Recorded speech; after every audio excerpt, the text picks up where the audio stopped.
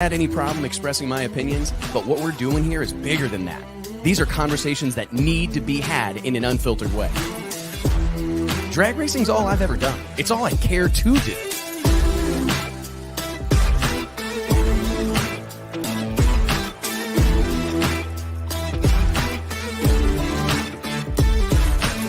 I respect the history, I appreciate how far we've come, but I want more for this sport, and I'll fight for it. It's uncut, it's unfiltered. This is the show of shows. The biggest names in drag racing. No holds barred.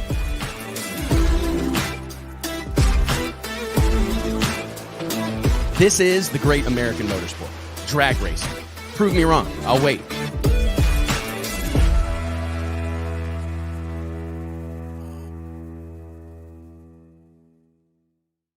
Hey gang, Westbuck here, Drag Illustrated Magazine, checking in. It is Wednesday, May 24th, 2023. Hope you're doing well. Thank you so much for joining us here around drag racing's water cooler, if you will, to spread the gospel and maybe a little bit of gossip. I don't know, talk a little bit of trash. I don't know, whatever we're feeling. I'm kind of feeling froggy today, to be honest. But anyways, thank you so much for being a part of this each and every week. We've been blessed. You see that intro. I see that intro every week, and I'm like, holy crap. We talk to so many insanely significant people, incredible human beings that have made massive contributions to the sport of drag racing. But again, it doesn't happen without you guys. So remember, click like, click share, subscribe, be a part of this. Help us spread the gospel of drag racing. We got a barn burner for you here today, a longtime friend of Drag Illustrated, somebody that I've been a buddy with for what seems like my whole life, almost 20 years now, believe it or not. I'm thinking back. Almost 20 years ago, I made a fateful trip out to Carteret, New Jersey. Long time ago. Kind of crazy. Stayed with this man, spent some time with his family, got picked up at the airport by like this old boy. I'm going to have to ask, I can't think of his name off the top of my head. We got to go through this whole story. It was quite the deal. I got picked up in a Lincoln Town car, Newark. In the trunk or no, you got to ride in the... I got to ride in the front seat, but I did have like cigarette smoke blowing in my face the whole time as we rode back over to Pat's shop. But anyways, longtime friend of Drag Illustrated, super excited to have him here on the show as we are staring down the barrel of the 6th season of Street Outlaws No Prep Kings, getting ready to embark on what is an insane journey all over the United States. 15 races strong, I think, is the case here again in 2023. One of the most significant movements that drag racing has seen in years and years and years. Guys, I've got to introduce my co-host. Oh, my goodness. I almost skipped over you guys. Always here to join me each and every week. Let's give it up. Mike Carpenter, JT Hudson. What's up, boys? What's up? We're just, we're nobody, man. You could just skip over us. I'm sorry. You guys are like our support animals. Yeah, we are. Yeah, JT definitely is. JT needs some sort of harness and a muzzle. He says he feels like an animal after this past weekend. That's why he's wearing that shirt. What's that shirt say? Was never drinking again. Tonight it'll be a pour at 4 day for you. It says somebody give me a beer on the back. Okay, fair enough. Fair enough. You guys have a good weekend, man. JT, I know you had an eventful one. Yeah. Just a few people. Real quick. How about Clay Millican? We got to give it up, and this is a great segue to introduce our guest for today.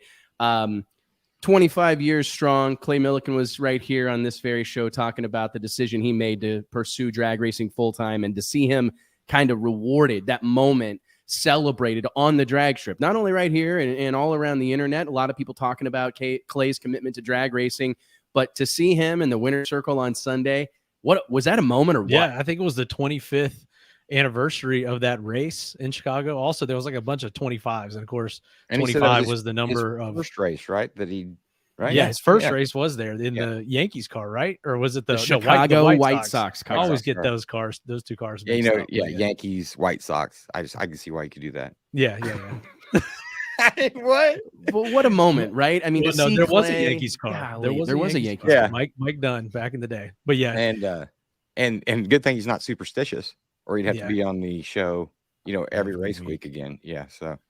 Oh my goodness, man. I got to say that seeing Clay's like genuine, and that's why people love him, right? Yeah, that's why he has the fan following that he does, because he's so electric and animated, and it's just authentic. You can tell that he means it.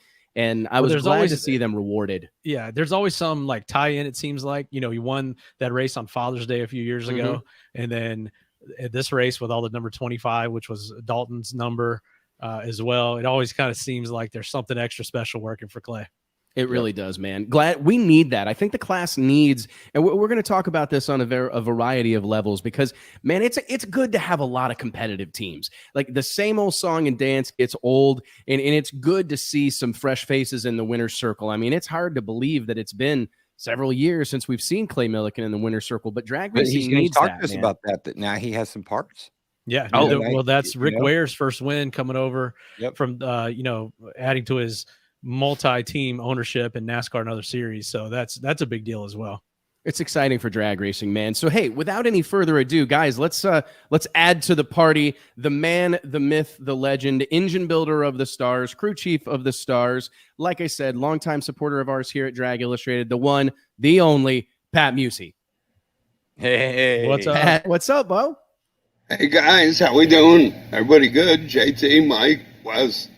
Oh man, thanks for having me. No, thanks for being on, man. Thanks for being a part of this, dude. It's we've had some incredible conversations with you, but over the years, when we were planning this summer and as far as our guests go, I always felt like we always get cut off with Pat. Like we'd have you on and we'd have like a 15-minute window. We'd have this little bitty opportunity to get a little bit of your time. And I appreciate you being willing to. We changed the format of our show earlier this year so we could have more long form conversations with racers and people from the industry, because we feel like almost everybody's doing like some sort of news show where if you win, you kind of go on the talk show circuit and you do all the little short interviews, but we want to like sit down and really unpack a lot of stuff. So we appreciate you being so generous with your time, Pat. I know you got a ton of shit going on right now, but a couple things. This made me think of you as soon as I saw it this morning, all over social media. I see Bubba Wallace giving us the finger, right? This photo is all over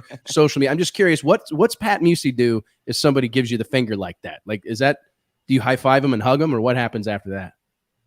In my day, I probably got a handful. I've broken fingers backwards. It hurts. It's a quick reflex. I'm sorry. I know I'm 71 now, but I probably got it back. Maybe would have got beat up after it, but that's fine. I'm 71. I can handle myself, but that was horrible for the sport. I mean, what is he thinking? Well, he ain't thinking, I guess. Yeah, probably not. I mean, man, I do feel it's like this weird time we're living in where I actually saw this on a podcast the other day. It was a NBA podcast, and they were just talking. It was a bunch of former players talking about how they never could have made it, living the way they did and doing the things that they did in this social media age where everybody's got a camera in their pocket, everything's being recorded. I mean, I'm sure you can kind of see both sides of it, right, Pat? Because you're a part of some of them rough and tumble days at the drag strip, right? And all this insanity. And I don't know how that stuff would be received today, because I mean, literally before we do the show every week, it's like, okay, everybody mind your P's and Q's and make sure you don't say anything that could be taken the wrong way. And that's what's wrong with everybody anymore, though, because everybody's just you have to pansy everybody around and nobody gets any tough love. Don't say pansy, JT. You can't say that. Yeah, I don't. Oh well. If you guys cancel me, I'll have more time. If you don't want to know, whatever you do, don't ask me, because I'm going to tell you. You should get a shirt made, Pat, that says that. That's probably the truest statement about you that could be said. If you don't want to know, don't ask Pat. That's a fact, man. If you don't want to know the truth. All the time, but just out of respect, Vinny Knapp a long time ago said, we're entertainers. I mean, we're out there entertaining fans. To me, that deal was not pointed at another racer. We flipped each other off. Hell, me and Ricky probably flipped each other off in a day. I mean, you just get over it or deal with it, but the flip off just open crowd, meaning the fans. I mean, come on, man up. Whoever you're going to give the finger to, let us know. I'd like to really know who you were giving it to. To me, it's to everybody. So I don't know. I definitely think that's how it's being perceived. And I mean, that's surely how it looks. Like I would be, if he was flipping off Denny Hamlin or something, I'm here for it. Right. Like absolutely. I'm good with it. Yep. But yeah, some blanket action or kind of, and especially like disrespecting the fans. I'm really glad you brought that up, because he's a heel. I don't think he's positioning himself as a heel. That's for sure. Pat, that's one of the things that, I mean, we spoke last week. It was a cool moment last week on the show. We got to spend a whole afternoon with Clay Millican, and he was talking about the decision he made 25 years ago to, with the encouragement of his wife, to like quit his job and pursue drag racing full time. And I was just like, I was telling Mike and JT before we started the show, your story, parts of it are very well known. Like we all know that you're battling in the pro stock days and then go pro street. We know a lot of that, but I got to be honest. Like, when did you decide to go drag racing? Or, I mean, as I understand it, you had a parts store, I believe, like under the tower or under the grandstands at Englishtown Raceway, Old Bridge Township Raceway in New Jersey. But could you give us a little bit of like your version of that story when you decided, hey, I'm gonna. It's pretty short story. 69, I got my license. I wound up in a police chase with my Corvette, a 69 Beta 427. And I said, boy, this ain't working. No license. This nothing good's coming out of this. So I went drag racing, ran beat modified for a while, then started pro stock. But I'd have to say I street raced probably before any of them guys were around. But we street raced in a place called Connecting Highways in Queens, New York. And I'd go there every weekend and we'd street race. But the tickets got pretty high. So I had to make a decision. I said, let me go drag racing and forget about it. And that was really it. That's when I kind of gave up the street deal and, went drag racing. So when did you make the decision to like start selling parts and like go into business? Was there a moment when you looked at the drag racing scene and said, hey, I may be able to make a living out here? Well, 1970, I opened my speed shop. It was called Pat Speed Shop in the back of my old man's shop. I still have the decal. Mike's seen it. We actually made some shirts here lately with the Pat Speed Shop logo, and they went off real good. But so there was a period probably long before anybody knows me that we were NHRA drag racing, and then eventually got out of the pro stock deal because it became the Millionaires Club. I mean, the money wasn't worth the return for me. I survived in pro stock from 74 to about 81 or 2 on match racing. You went out, you booked shows, and like I said, we're entertainers. You just gotta. I grew up in that world. Vinny Knapp was probably the best promoter I ever knew back in the day, and he just said, you're entertaining here. You're entertaining fans. I mean, that's just what we do. I mean, yeah, we're racing. Don't get me wrong. I'm as competitive as everybody else. Everybody knows that. But at the end of the day, it's the fans that keep us going. Thank God we have a great fan base. Yeah, we got a couple keyboard warriors who I'd like to meet one day for lunch or something if they want. But what do you make of that? Like, so I think this is a good segue because right now we're at this really interesting point, in my opinion, in the sport of drag racing where it could be easily argued that the most visible or most realistic place to pursue drag racing, quote unquote, full time, like as a profession, is right where y'all are at in the Street Outlaws No Prep Kings arena. We've seen this deal explode with growth. We've seen new teams come in, guys like yourself get involved who were not involved initially.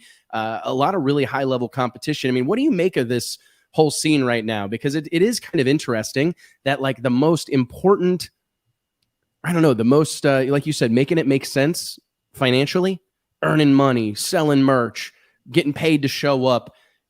Pretty much the only place that's happening right now in the sport of drag racing is No Prep Kings. I mean, what do you make of that whole situation? Is it driven entirely by TV, Pat, or is it, their promotional approach? Is it the racers knowing that they're entertainers? I mean, what's your take on it?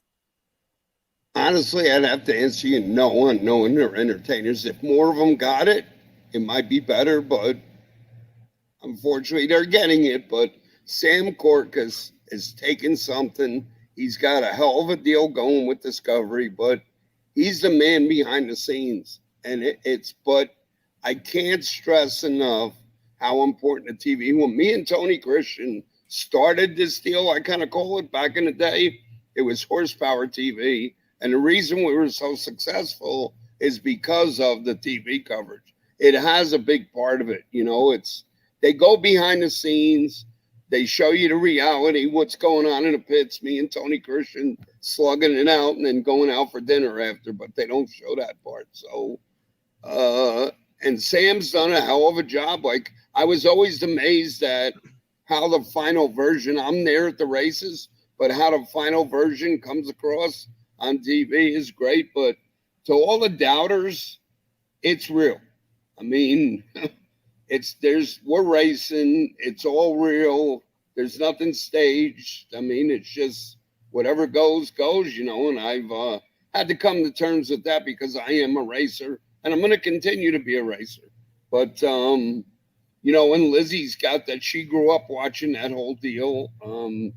And she's kind of like molded from me. I hate to say it, but might be good, might be bad, but we're entertainers at the end of the day, but we are competitive racers. Do you think that's something that we've seen? I think that when you came over there, Pat, you and Lizzy, everyone knew that, and kind of you had targets on your back because you were the competitive racers that came from the professional racing scene over into this deal, and it's caused some controversy. I mean, you got into some scuffles. You know, there's just been a long list of things that have happened since you guys got over there.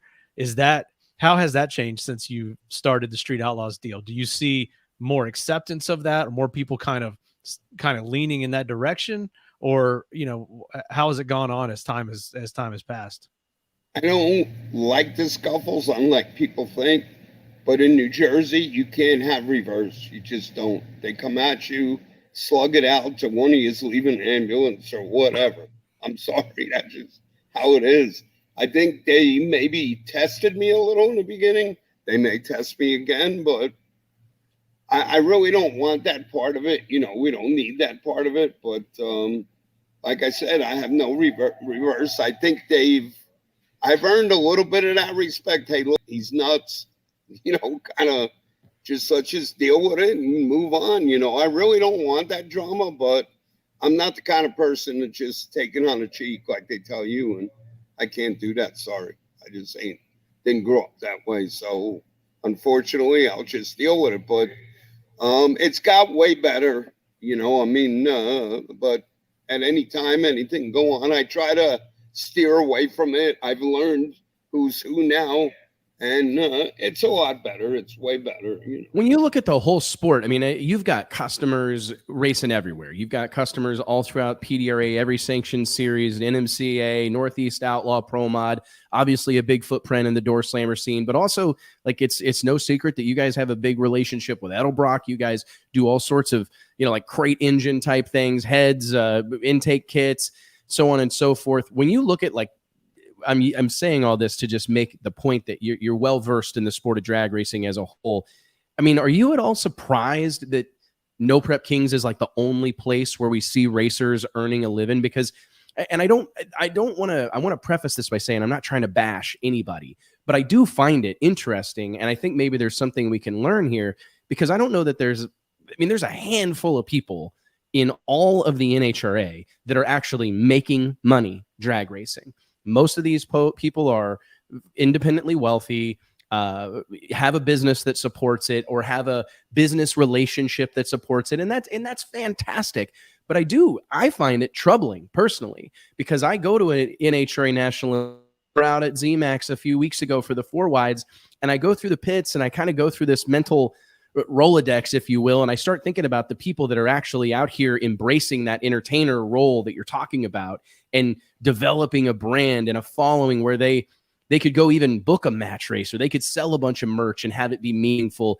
I mean, are you surprised that the only place that really is happening is within No Prep Kings? I mean, does it make you want to, I don't know, it makes me want to like grab some people by the shoulders and shake them. It does. And, you know, you mentioned making money. The sponsored teams obviously make money, but they're few and far between now. But in No Prep Kings, you have the ability to sell yourself. You have TV, you have the merchandise.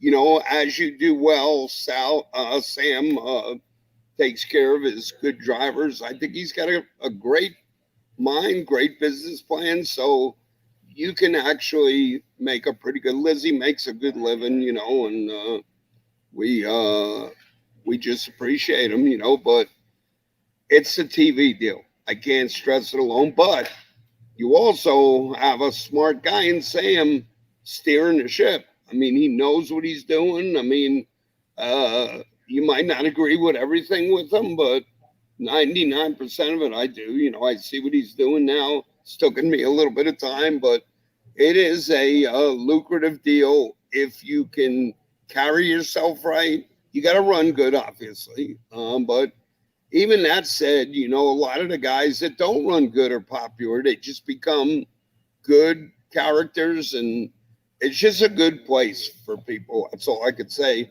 without a high dollar sponsor. I mean, we got a few sponsors that, you know, have been with us forever. And during this hard time we're having, and we'll get into the whole deal with Lizzy, but, you know, all our sponsors, all of them, have been 110% behind us through this period. And I can't say enough about that. But what do you make of, like, for me, I look at it and I go, they've done such a, how many times have we heard, like, Mike, and this is like a common phrase, that drag racing does not make for great television, right? Yeah. I mean, I hear it a lot. Oh, drag racing's not a TV sport. You've got to be there. Presentation of it does, that we talk about the on-track stuff, and they've done that differently at Street Outlaw since day one, but it's focusing on the off-track stuff that we talk about so much, that Pat's referring to here, that makes for good TV. There's I think, between taking drag racing and trying to translate it to TV and making a good TV show. Right. Because the answer is not to, like, put speakers under couches. Right. You know what I mean? That was pretty cool, though, back in the day. You remember that deal?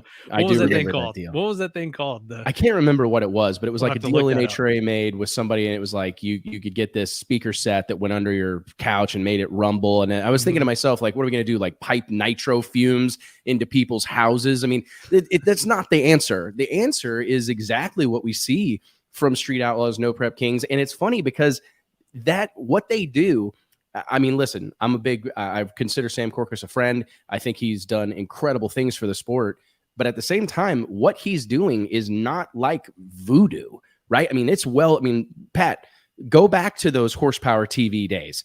I mean, they were, in my opinion, way ahead of their time in a lot of ways, because a lot of that wasn't on track. It was in the pits, arguing, top end. I mean, they maybe didn't have the level of production that we see today from, like, a modern TV show, but they knew the story wasn't just on the drag strip. If you watch an episode really from day one of Street Outlaws till today, drag racing is 20% probably at best of the show. I mean, the fact that we're talking to you right now, and it's as significant as talking to a driver, I think that's interesting, right? Because you're a crew chief on one of the top cars in No Prep Kings. I don't know. There aren't a whole lot of crew chiefs that I think could be pointed out of a crowd over on the NHRA side. You know what I mean? But that's a very public part of the No Prep Kings movement. So anyways, I do find the whole situation interesting. Looking back, do you have a newfound appreciation for what was going on with horsepower TVs and what was going on back then? Oh, absolutely. I'll tell you a little funny story and you'll get it. So I got Tony Christian, you know how long we've been friends. I miss him dearly. But anyway, we got to West Palm. Tony, you got to come. I'm not coming. I forced him to come. He shows up. He had David Rear. Anybody called Jeff Strange. He had them all on the phone. You guys cannot believe what's going on here. So as Tony, come up to the driver's meeting with him. I'm going to say something. Come on, don't start. I just come up there. So we got up there and, you know, they did the driver's meeting. And I said, hey, guys, can we hold on here a second?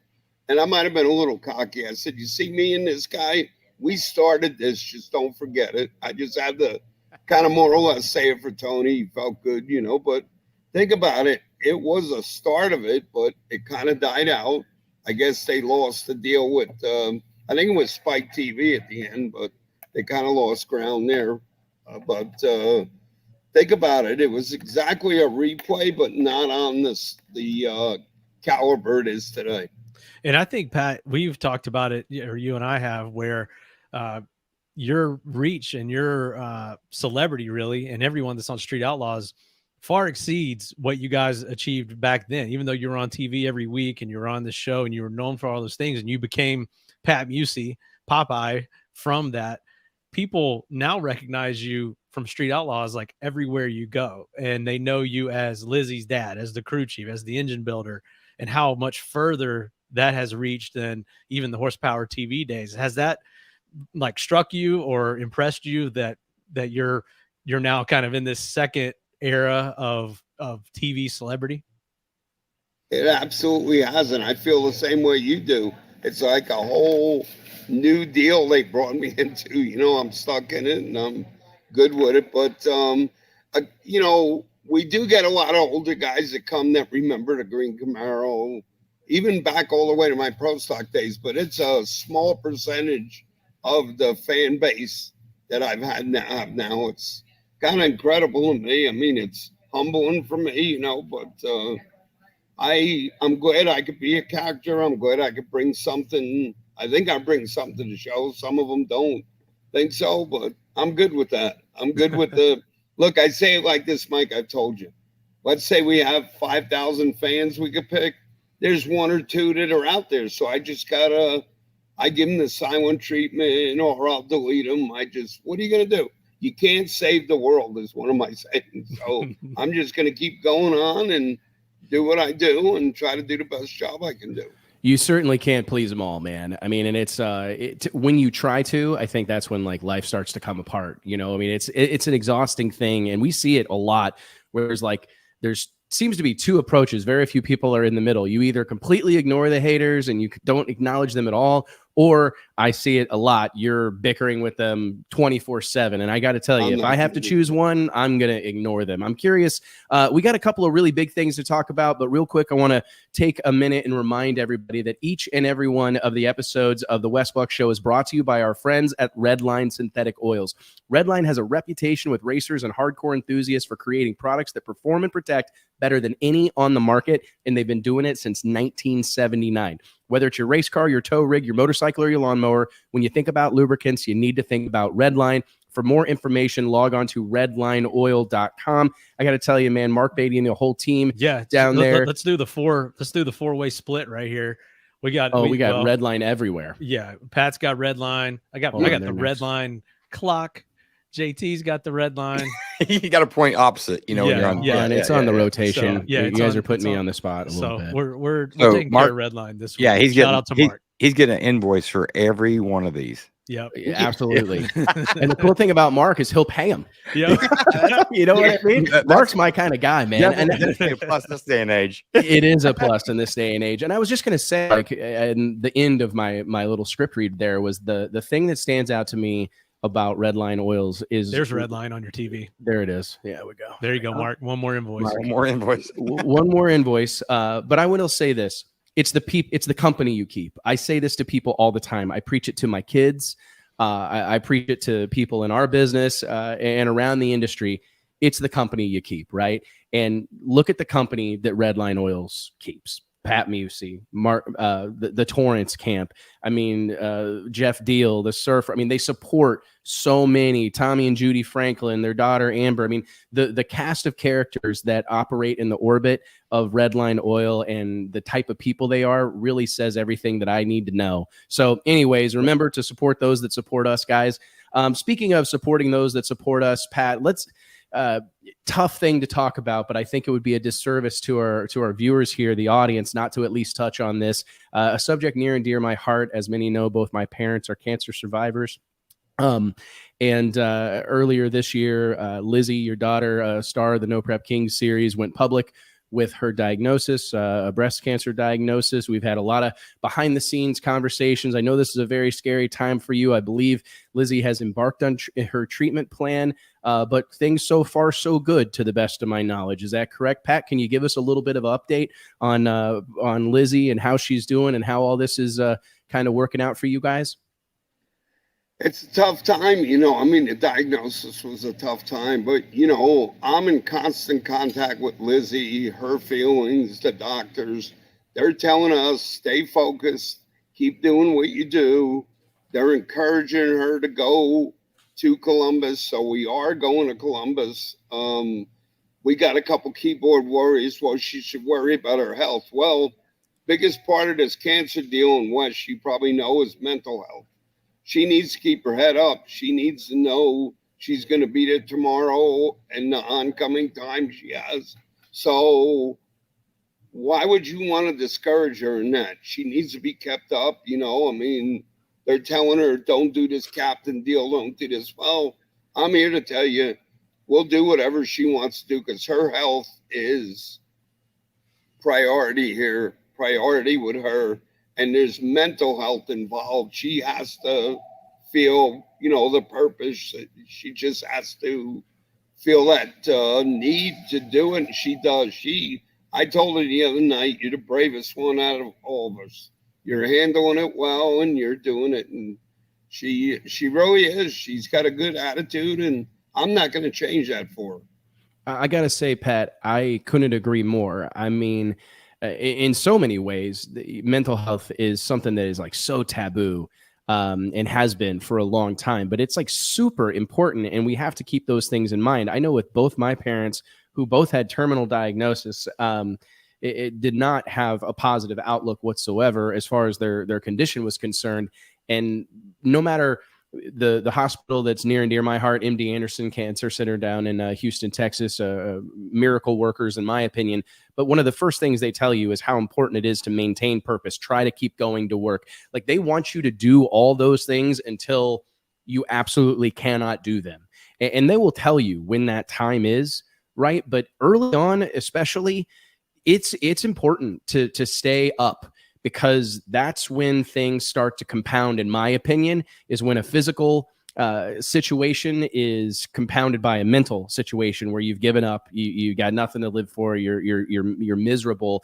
And I think that by keeping Lizzy in a race car and keeping her, mind preoccupied with this team captain's deal and everything that's going on, Columbus is going to be a big stuff's event. Healthy. I mean, that is very, very, very important. It's a necessary, needed distraction for her, because what happens typically is you're alone with your thoughts, you pull the plug on everything, you're sitting at your house going to get a treatment, going home, moping around, feeling sorry for yourself, and it gets bad really, really quick. A bad situation gets infinitely worse. So I applaud you guys for pushing her, for keeping her motivated to pursue what has got to be the ultimate dream realized. I mean, I think about when we met Lizzy. I mean, we were talking about it before the show. She's on the cover of Drag Illustrated. I think that's been well over 10 years ago now. Yeah, DI 84. DI probably 84. one of our most popular issues of all time. 100 issues of the magazine ago. 100 issues ago was when I first met Lizzy, and she was getting her feet wet behind that the wheel of that blue and white Camaro, and then the Edelbrock test car, racing top sportsmen. And I remember meeting her then, and even way back then, this is what she wanted to do. And so to see her living out her dream, right? Not only did she want to do it, she did it. I just commend you guys for pushing her to continue forward. I mean, so I guess this is a long way to say the plan is for her to be at the season opener in Columbus, Pat? Yes. And we'll take it a day at a time. I can assure you, if she has any struggles, we'll deal with it. Or if the doctors say, hey, we need to do something, I assure you, then we'll make a decision. But it surely won't be off a keyboard warrior that's saying, she should work on her health. Well, we are working on her health. This is what they're telling us to do. It's new to me, but I really think a person needs something to look forward to. What a statement that's going to make too, to the competitors, to the teams, to the fans, to have her there, to have this captain deal that's going to happen there at Columbus. That's going to be a huge event, and the outpouring of support is probably going to be incredible for Lizzy. It's tough for me. So there's only a few. There's one just keyboard warriors just on there nuts. I want to invite him to lunch at Columbus, but he knows who he is. Come see me. I'll buy you a hamburger. Do you think, forgive my ignorance on this, but will the team captain thing be unveiled at Columbus? Is that what they're saying? Okay, so you're going to find out at the track. Yeah. We'll find out at the track. So, that's another, that's where they're a genius. On the edge, another deal, but it worked out that way, and it is what it is. But as like I talked about, they're talking about credentials, and Lizzy gets mad sometimes. Well, I've seen them all get mad. I get mad if I lose. I don't want to lose. I mean, come on now. If you're not mad, you're not a competitor. You can't be happy about getting beat. You got to accept it, which she's learned to accept it, but you know, she's focused. I mean, Jay Cox was testing with us. Dino Marinas was there. Even Jim Howe did a great little interview about her. The day of her diagnosis, I was ready to leave. Let's load up, Lizzy. Let's get out of here. Let's get to wherever we got to go, and let's start working on it. Said, Dad, I feel good. I can't get a flight. I can't get in to see until Thursday. I want to drive the car. Jay said, is she going to be okay? I said, we'll see. I said, she's pretty seasoned. I mean, at the end of the event, Jay, Jim, Dino said she never missed a beat, ever. I mean, drove that car just like she did. I mean, think about that. Is The get the day worst you're getting that kind of news. So they're saying she can't handle pressure. I got news for them. They don't know what pressure is.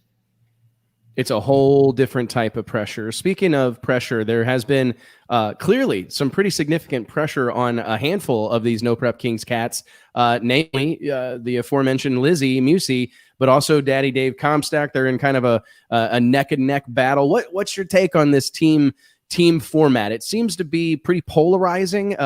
Craig Cook, one of our editors here at Drag Illustrated, spoke with Jim Howe and Robin Roberts earlier this month, actually, I think just last week, and they both seem pretty positive about it. You know, that everybody wants to be on a winning team and it could add another storyline. What's your perspective on it, Pat? Like I said, nobody even knows what the captain will do. They haven't said much, you know, but whatever it is, Sam's got a storyline, and I think it will add a whole storyline. And look, we have to deal with it. You know, it is a TV show, but like I said, we're out there racing. We'll deal with it, but it's going to be a draft. You guys follow football. I don't much, but I understand it's pretty similar. So it's going to depend on, I understand the 8 of them are going to draw chips for who drafts first. So it'll be interesting. Do they pick friends? Or did they use their racing know-how and pick winners and pick, like I said, people that are going to make the 15 races? There's a lot of parts you need to do that deal. We know better than anybody else. I got an idea for a clip. JT, bring yourself back. I want to go around the room. T, we'll start with you. Do you think that they pick friends or do they pick the best racers? I mean, if you're number one, if you get first pick in Columbus, are you picking a homie because you're from the 405 or whatever, or are you picking the best car? I'm picking the best car, probably. I mean, like, you kind of want to do both, right? Like, yeah. I mean, you can't stand the guy and he's going to, you know, maybe handicap your team because nobody can stand him. You know, that has to go into it as well, right? You know, and I definitely wouldn't want Mike to make any of my picks if we're drafting. I mean, Mike, are you picking the homie or are you picking the best racer? I'm picking the best car, and I think that's what Pilgrim and Discovery want, because that team infighting, that's what Pat's been a part of that as well. You know, when it's like an unofficial team situation and the drama that arose from that, but now they're making it an official team sport, I guess, essentially, and so I think you got to have the best car, but I think that the drama between and the arguing within the teams themselves is what's going to be interesting. Because that could play out, right? The whole hey, we've been buddies since this show started, or you know, since back in the 405. And now we're on separate teams. Like, why are you leaving me hanging out to dry? You know, I mean, well, I'll be the bleeding heart of the group before I throw it to Pat and see what their game plan would be, but.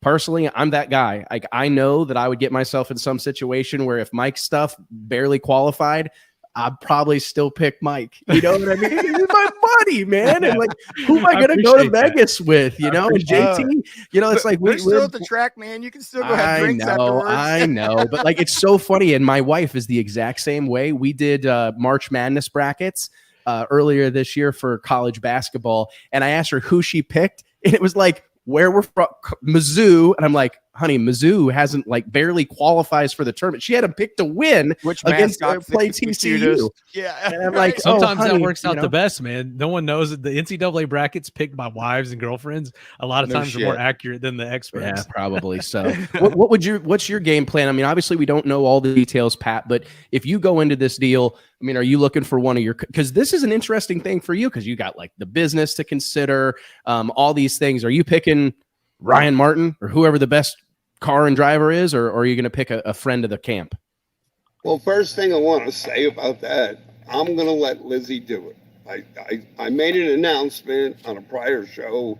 Lizzy is co-owner of the race team now, and she's a director of racing. So she's going to do her own deal. If she asks me for advice, I'll give it to her. But I think Lizzy's got a clear head. I think she's going to pick what's best for the team. Also, if we somebody's going to get left with some of the stragglers. I hate to say it that way, but they can be groomed to be good racers. Maybe I could help there. I've been around, help the drivers, help their team, if they want some advice. But Lizzy's going to make the calls. And I think Lizzy can also be the person to say, all right, this is the 5 of us. Here's what we need to do. Here's our goals. And I think she'll be good at that, if she gets the chance. I wonder if Sam doesn't see this as an opportunity to get some of his other, like some of the lower rung teams, some help, right? You know what I mean? Because what I've seen in the past is you get like a band of misfits together. You've got this motley crew and that motley crew, and you got a couple superpowers, in various teams. But I wonder if Sam Corcus and the team at Pilgrim and Discovery look at this and go, okay, how can we get a few of our best racers invested in the success of some of these other teams that have struggled?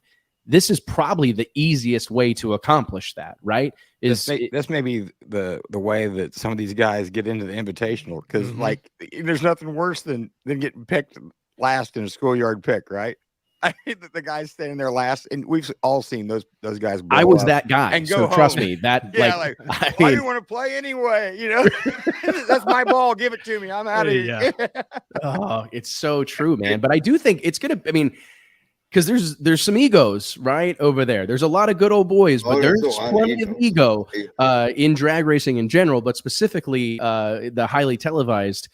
Do you feel like there's probably going to be some people that don't take kindly to how this all plays out, Pat? I feel like that's definitely probably, but I said something that came out the wrong way, and it means stragglers.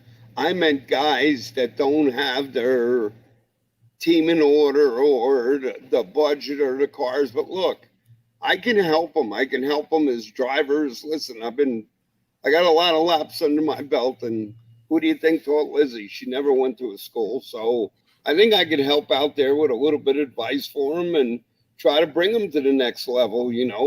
That's the kind of team I hope Lizzy picks. I think she will. But, if we wind up with, like you said, somebody left at the end, we need to work with that guy. Give him the opportunity. Maybe help him go after sponsors or help him do the things he can do, support him, not beat him down. I think that's going to be a big key to having a captain that really, I hear all this talk, and you know what? Now you brought it up, Daddy Dave, Lizzy. Well, he's this and he can do this, and he don't even know what he's got to do. Lizzy don't know what she's got to do, but I'm trying to give you every scenario, and I think Lizzy has the qualifications for it, but nobody knows what it's going to consist of until it's picked. Everybody now, okay, here it is. You got your 8 teams. Okay, what do we do now? Well, that's when somebody's going to have to start helping each other, and at that point, I really think we have the resources to help our team. I think Lizzy can bring them together as a team. They could just look at what she's done in her career, follow it, and we'll give them the best advice we can. Like I said, I want Lizzy to call the shots. She's evolved now to being a part team owner and the whole deal. So I'm going to support her all I can. And if they need my advice, I'm there. But, and I really think that at the end of the day, when we're set our cards, you got your 5 cards dealt to you, we're going to deal with it. And I think we're going to deal with it pretty damn good. What do you make of one of the things that we were talking about to start the show there was, just riffing a little bit on how refreshing it was to see Clay Millican in the winner's circle at Joliet, Illinois. I'm glad you brought that back up, because I texted him immediately last night. He probably had a rough night. Clay, I know you had a rough night.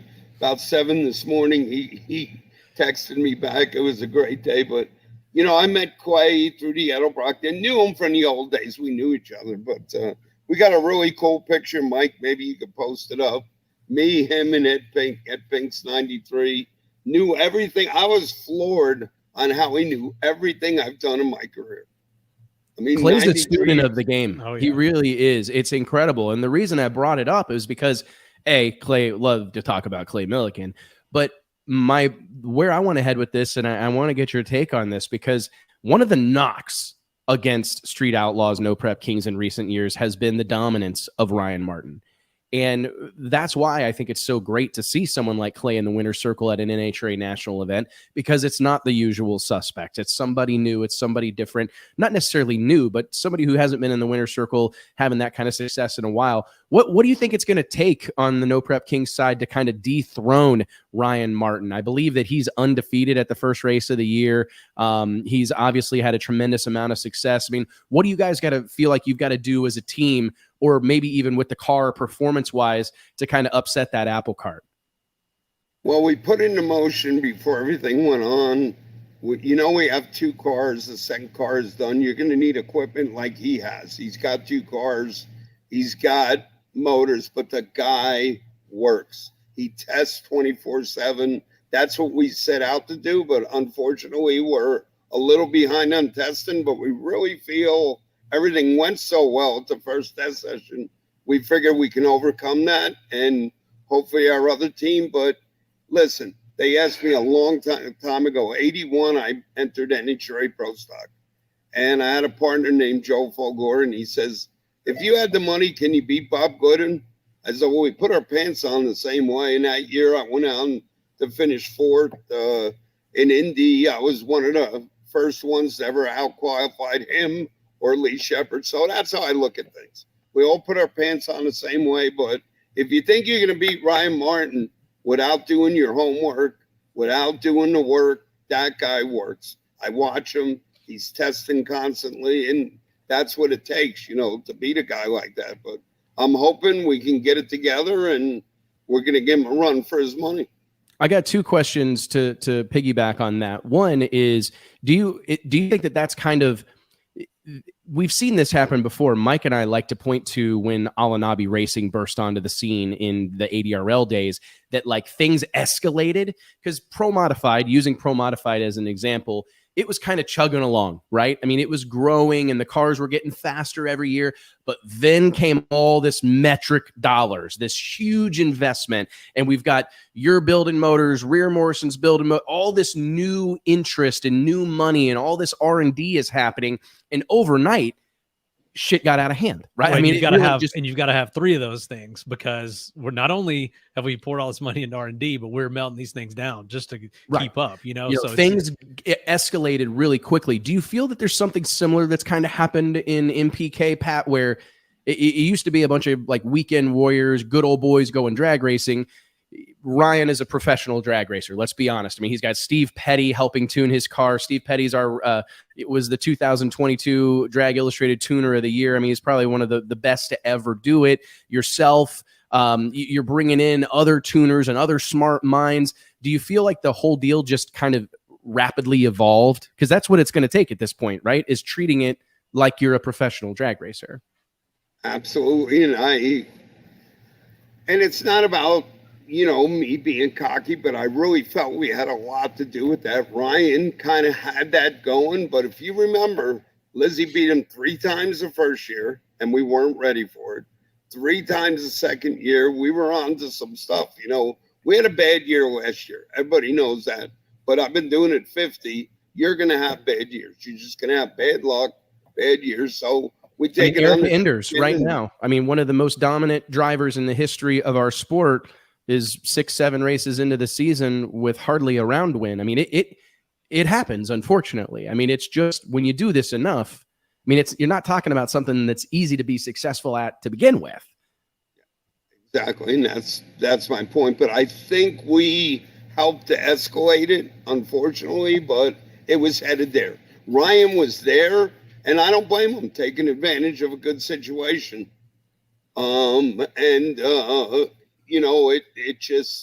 It's the way it went, but I think we escalated, made him bring his A game. we brought our A game, you know, and he's told me many times when we beat him, not beat him, he said, man, anytime I run Lizzy, I know that you're throwing a toolbox out at it, and so are we. And I applaud him for that. The guy, I've always got along with him from day one because I respect him.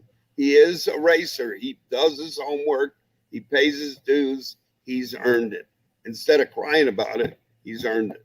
One of the things that I'm always curious about along those same lines, Pat, is what does testing look like for a No Prep Kings team? Because I mean, like when you communicate with the track, or what do you look for in a racing surface? Do you go there with the track prepped? I mean, what does that whole situation look like? I'm just curious, because a lot of times one thing that I've seen happen a lot in high level door slammer drag racing is pro mod team, Joe pro mod racer, goes to the local racetrack or goes to a notorious racetrack to test. Well, they want to make a good impression on him, right? The track prep guy wants to blow his mind, so they're going to give him the best racetrack he's ever been on, right? And none of that translates when they leave that facility and go to a national event or go wherever they choose to race. So I'm just curious, how do you guys approach testing? Like, what's that conversation look like with the track prep people?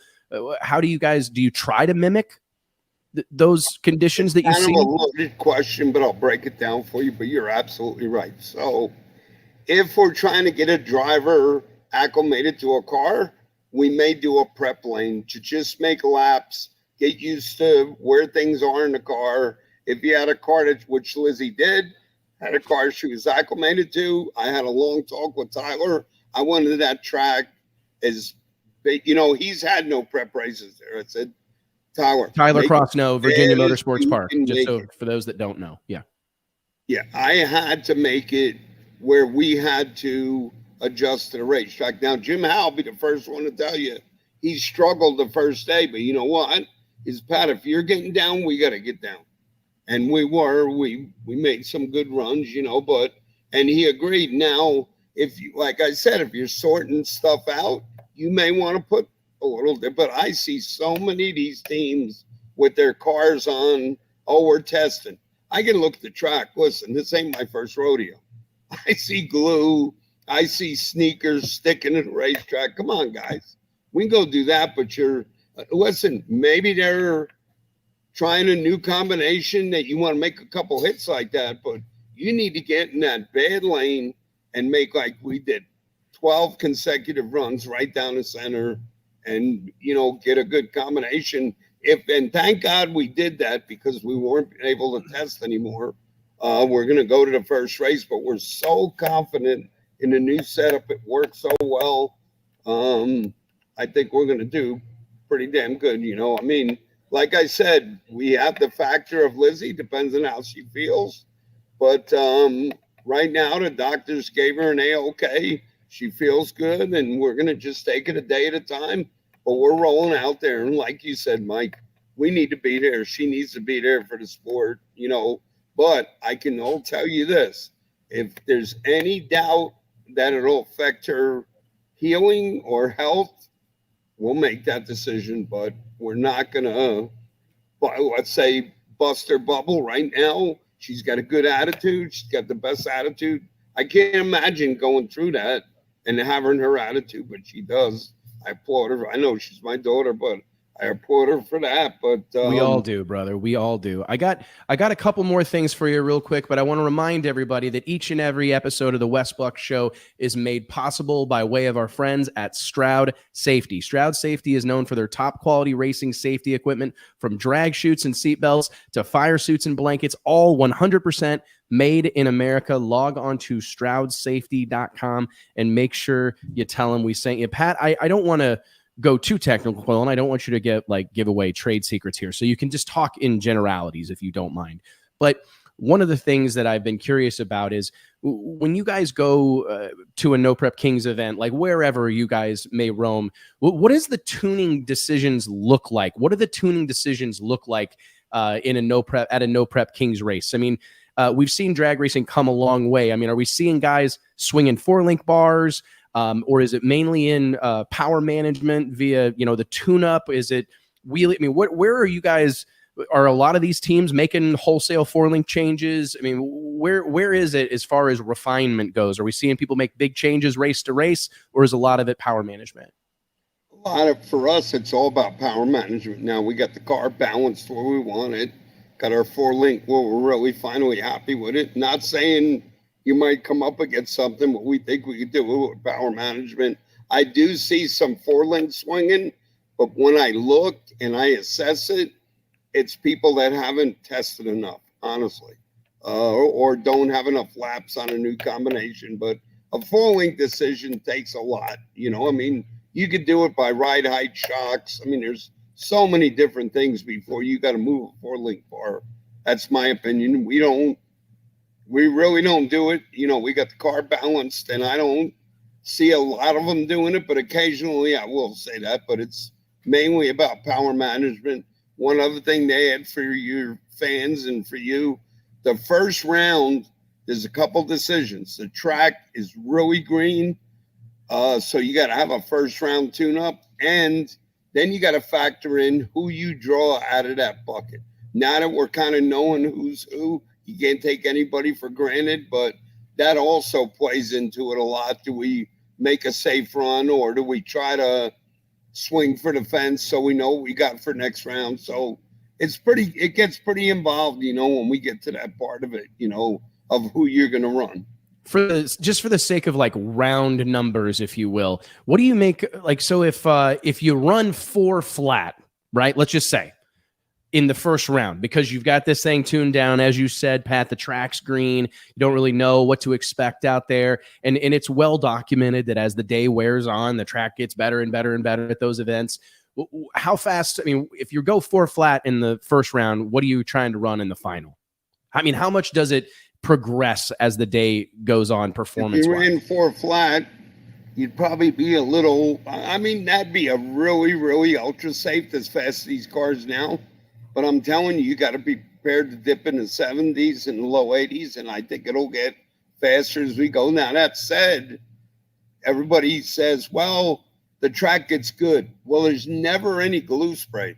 So you're spinning the tire from the minute you let go of the button, pretty much. So they'll never be as fast as the numbers you'll hear in Pro Nitrous. But, you know, it can probably, I guess the answer to your question, move 2/10, you know, from the daytime to the nighttime. But let's just say you draw Ryan Martin first round. You know he's going to swing for the fence. We're going to swing for the fence. So now you got to weigh into it. Do we try to go 390 flat, not 4 flat, just picking a number? And he probably will too. You know, he has done it. So, you know, there's a lot of factors there. But like I said, picking out of the bucket was something I had to get used to, not running on a qualifying sheet. Adds a whole different tuning into the whole picture. Just trying to give your fans some stuff to think about. No, I mean, hey, to be honest, that's probably my favorite part of NPK is I love a chip draw. I just think that it's the ultimate equalizer, right? Because you've got to go up there, especially if you don't know who you're going to run, you know, day of or whatever. You're going up there kind of like you said, you may have to run the fastest car on the property in E1.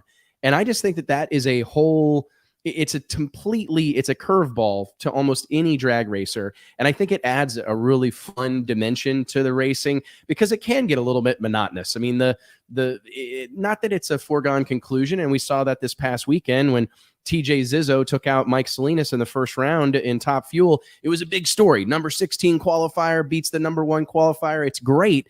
But most of the time, though, the top qualified car, more often than not, is the car that moves on. And you kind of throw that out the window with the chip draw. So I've always been a big fan of it. I'm curious what your take is, having seen as much as you've seen in your career, Pat, and all that you've accomplished business-wise. What's your take on the state of nitrous oxide racing? I mean, I point to you as an innovator, brought electronic fuel injection to the table. We're doing that, fighting that fight way before anybody else was. I remember like that was your claim to fame for many years. And now, I mean, you'd be hard pressed to find a high level nitrous car in the country that doesn't have EFI on it. So I'd love to could you reflect for a moment just on how far all of this has come in terms of nitrous racing before we get into like where we're at and what comes next? I mean, what's it say about nitrous cars? When we started Drag Illustrated, Shannon Jenkins made history, the first 3-second run with a nitrous car in the 8th mile, 2006, I believe, 5. A 399 with a 2, burning it up to do it, right? Now, I mean, cars, 275 radial cars with nitrous motors run 3s. What do you make of how much progress has been made over the course of the last 15, 20 years? There's been a lot of progress. I think our particular program has got durability. You know, we've, don't get me wrong, we've got some new stuff. You know, Tommy Franklin has it, Jay has it, Dino. You know, anybody that wanted it was welcome to it. Scribba. Lizzy has it, of course, everything we worked over on the winter. So we do stay ahead on the power part of it, but a lot of it has been power management, how to run these cars. And then, of course, we got the no prep deals, a whole nother curveball. But that said, you know, in NHRA, you saw Ricky go out there and kind of have their jaws drop, you know, but he's got our latest, greatest, somebody I didn't mention, but I'll mention him now. He's got our latest, greatest, and he does a great job with it. Ricky will get every thousandth of a second out of that thing. Whatever we give him, he's going to run it as hard as he can, you know, and we have a lot of other races that do. So we've been blessed to have a good field of people running our stuff, but I don't know, nitrous, everybody says, oh, what are you going to do for work? I don't know. I got more work than I can do. That's all I can tell you. You know, I don't know that I want to get any bigger because I can keep quality instead of quantity. You know, I have enough to do with the Edelbrock deal and everything I've got going on. I don't need to look for anything, but, you know, the Pro Charger deal, the blown deal, yeah, you're getting more and more guys. But if you see, a lot of them don't know what they're getting into as far as maintenance. They think it's easier. Everything has its own set of rules for maintenance. So they go and they come is what I see about them guys. Our nitrous guys seem to be dedicated. I think we got a good following. I'm not worried as a businessman. I'm not worried at all. Well, I'm glad to hear that, because that's kind of where I was headed with it, Pat. I was just curious because we hear those same things, and it's no secret that Mike and I specifically are big time fans of the nitrous combination. And personally, just as a fan of like Pro Modified, I believe it's an important part of the storyline. I mean, we talk about the Street Outlaws and No Prep Kings and all these storylines. For me, one of the storylines since day one with Pro Modified has been all these different combinations. I mean, when you didn't have a driver that was super talkative or a great storyteller or a big character, you could at least lean on these different combinations, right? It was the good guys versus the bad guys, the black hats versus the white hats. I mean, it's an important element, and it has been kind of tough to see it go away, specifically in the NHRA Pro Mod ranks. This is a place that I was actually in Norwalk when you scored your first win in NHRA Pro Mod competition, took out Brad Personette in the final classic nitrous first turbo battle. I mean, is it at all bothersome to you that we don't see more nitrous cars in the quarter mile ranks? I mean, obviously the NHRA is pretty much the only game in town when it comes to quarter mile Pro Modified racing, but Ricky Smith made it pretty clear with that performance, number one qualifying effort at the season, or I guess at the second race of the season in Charlotte, 566 with a 9, 252.47 miles per hour. I mean, do you wish there were more guys out there fighting the good fight in the quarter mile series, or is this just the way of the world? But let's go back to what you said.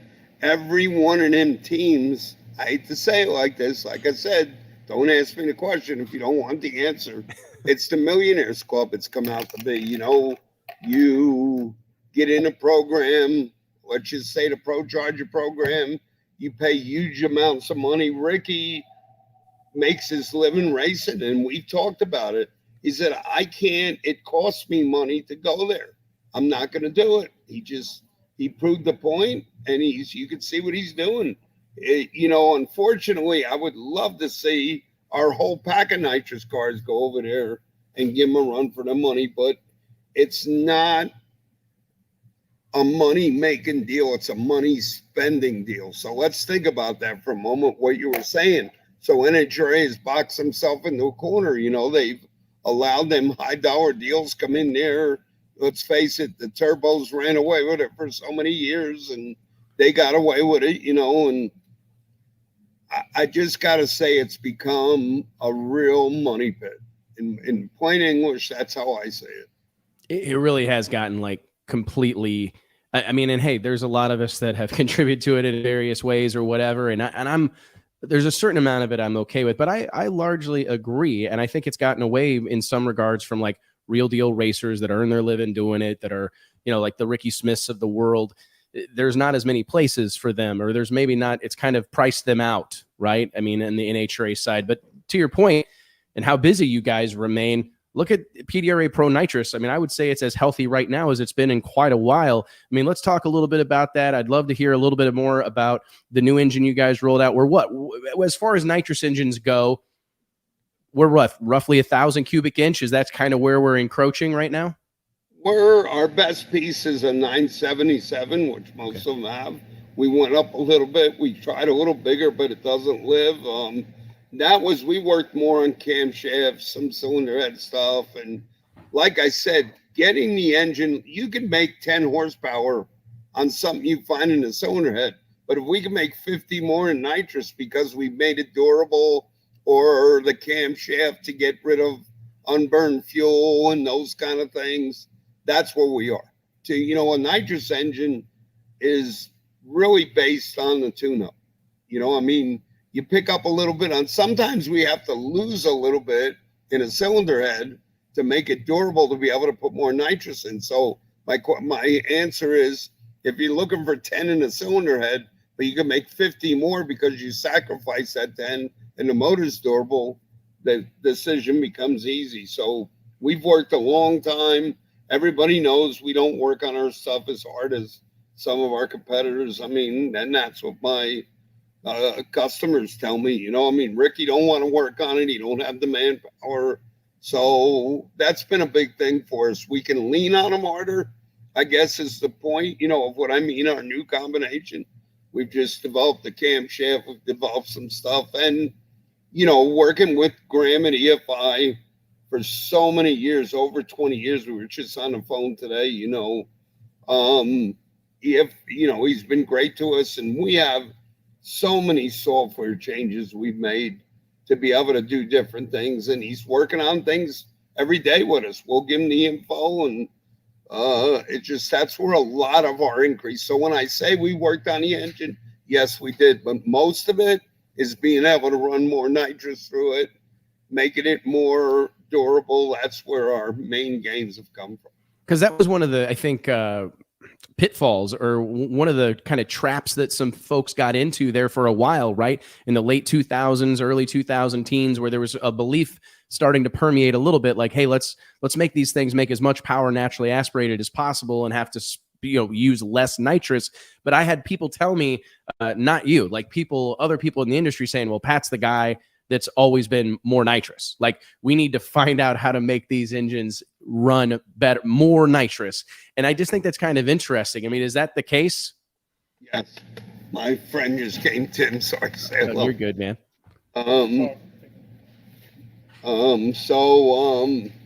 Yeah, I mean, that's where we had to learn along. I'm pro stock guy, so it's kind of funny, little Amber's motor. We're pretty proud of her. She's come a long way. That is basically a pro stock engine. She's only allowed a 36 jet. So now to put my other hat on, now we did make everything we could make on power because we're jet limited.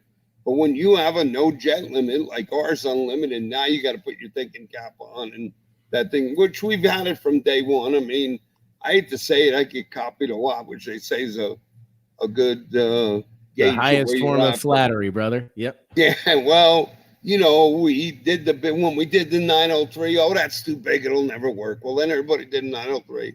Then we brought the 942. It's always, I think I sent the trend you brought up, Noah Walk, first EFI car to win an NHRA Pro Mod race. We pretty well, they could say what they want. Like I said, here's another one. Don't ask me if you don't want to know. We made everybody take carburetors off at that point. I mean, you can't run one of these engines on carburetors. You just can't. It's been tried. You're not going to do it. And we proved that way back then. I mean, pretty much we kind of set the tone there with it. I was blessed that I had the opportunity to run it prior to that, in the NMCA deals and all those days. So I got a lot of R&D under my belt, but the fuel injections brought it a long way. And that said, it's way different running fuel injection on a nitrous engine versus a Pro Charger or a screw. Reason being, I took me and Manzo, what kind of friends we are. We grew up in Jersey. We're two Jersey boys. And, alcohol is forgiven. You could be off on your fuel numbers. Well, you can't on a nitrous engine. I mean, it's just so critical. Takes a whole different thinking on tuning, versus I don't know anything about the alcohol, and I'd be lost because they have their own set of problems of, getting a base tune up and all that. But there's a little bit more forgiveness on alcohol because you're burning twice as much to start with, So. Well, and it always seems like there's such a wealth of knowledge in the blown alcohol world, right? I mean, you mentioned Frank Manzo, perhaps one of the best to ever do it when it comes to racing a top alcohol car, specifically tuning on one. But there's just a ton of knowledge. There's a ton of parts. Like that combination, for the most part, has been around for a really, really, really long time. And while it's ever evolving, I mean, there's just a lot of data. There's a lot of information. There's a lot of guys to call. And it feels like when you start getting up where you guys are, that's not so much the case, because there's not a whole lot of guys that have experience running. I mean, you mentioned some dudes you tested with earlier this year, Dean Marinas. I mean, the list of guys that you can ring up and really take what they say to the bank when it comes to running a top flight nitrous program, that list is pretty short, right? Yeah, and I'm blessed because they'll share stuff with me. I'll get valid information. Hey, we're going to try this camshaft, or we're going to try this, or we're going to do this, But they give me good information back, which in turn helps them, helps us. So I've been blessed that way. We're in the nitrous world. We're probably a hard act to follow right now because our competitors have one or two customers, as we have. Hell, there's 150 of these engines around the world. Not saying they're all competitive, but go to a PDRA. It's easier for us to have 8-9 cars out of the field, So, Pat, you're talking about. I mean, Wes, you're kind of saying Pat's at the top of the food chain with the nitrous combination and what you're learning. How does that trickle down to, like you said, Amber's motor, to the 555, to the things you're doing with the Edelbrock Race Center, with the race heads that you've got going on there? I guess tell us a little bit about the Edelbrock Race Center, what you guys are doing with that partnership, and kind of what they are looking for out of their partnership with you as far as what you're learning on the high end with these nitrous engines and how you're applying that to these high horsepower engines that are driven on the street. Great question. I think not an easy answer, but an answer to that, Mike, is I'm involved every day. I'm at the racetracks when I can. I'm involved with my customers, and it funnels down. Even though the 555 is in a nitrous engine, 50 years, I'm sure I could do a pump gas engine, and it is the best plug and play deal you could put in, all the way down to that level. But I've ran pro stock like Amber's deal. I know what it takes. Don't want to do it. Like I said, we can't afford to do it, put it that way. I mean, I'm not going to spend that kind of money for the gain, unless we had a sponsor once drop a couple million here and we'll think about it. But, I still have the knowledge. Amber's motor was kind of proof of the pudding on the norm. We asked to be right apart, but then all the nitrous stuff, it all funnels down to the cylinder heads we sell. I kind of really see every cylinder head in the country comes in here. I get to look at what they're selling, and I'm telling you, this stuff that comes out of the race center now is pretty damn good. I mean, I'm pretty proud of it. It's come a long way, and you're going to see in the next month or two this deal really pick up. The race center we've worked on a long time. We struggled like everybody else through COVID with that deal, but they're behind us 100%, and we're going to keep getting. Let's just say all the R&D everybody does is going to funnel down to the end user in a 632, a top dragster motor or whatever. They're going to gain all our knowledge, and we really feel we can give them a good product. So I think it's a business plan we have, and you're going to see bigger and better things come out of there. What do you make of like the industry? It's been a wild time. You mentioned COVID. There's a lot of crazy stuff going on. But one of the things that's happened in our industry is all these corporate roll-ups, and there's a lot of mergers and acquisitions and whatnot. How cool is it to see Edelbrock really like put their foot down and demonstrate that they're passionate about drag racing? I mean, we the late great Vic Edelbrock, a wonderful guy. I know a dear friend of yours. I actually got a picture of him right over here in the background. But it's been cool in recent months to see Edelbrock really kind of reestablish that they're a racing brand, not just a general car culture brand, but their support of you, their support of guys like Clay Millican, the list goes on. They've kind of made a push here that they want to be known as a hardcore race brand. Yes, and you know, I was fortunate Vic brought me in when Vic owned it, and then the investment group, I got really friendly. One of them is retired. I don't really want to say their names because I don't want people bothering, but they're really close friends, you know, Mike, you know that. And now I feel like we've really got Chris Douglas has got the helm, CEO, you know, and Mark M. We've got such a great team right now. We're really poised to do it, where I see some of these other groups that have bought deals fumbling the ball. And I said, guys, now's our time to strike, and that's what we're going to try to do here. It's exciting. For them, but they're behind us. They're car guys.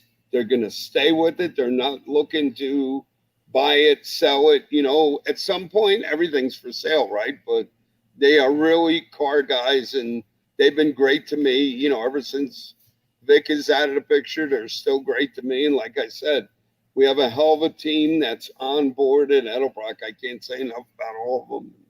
Just everybody down to the CNC operator, Luke, Todd Belcher. I mean, just some names I'll throw out there that you'll start seeing more and more. But we've got a good team put together. Finally, we really feel like we've weeded through some of the trouble guys, you know, I'll just say. But that's par for the course, right? You kind of got to do a little bit of that. I'm curious, man, let's talk about just life. What's it like living in North Carolina? I mean, growing up in Jersey, being in like the hustle and bustle of like a big city and people everywhere and that little bit of East Coast, Northeast edge.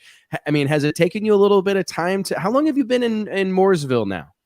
I actually looked at my corporation papers the other day. I was doing getting something registered at my old vehicle.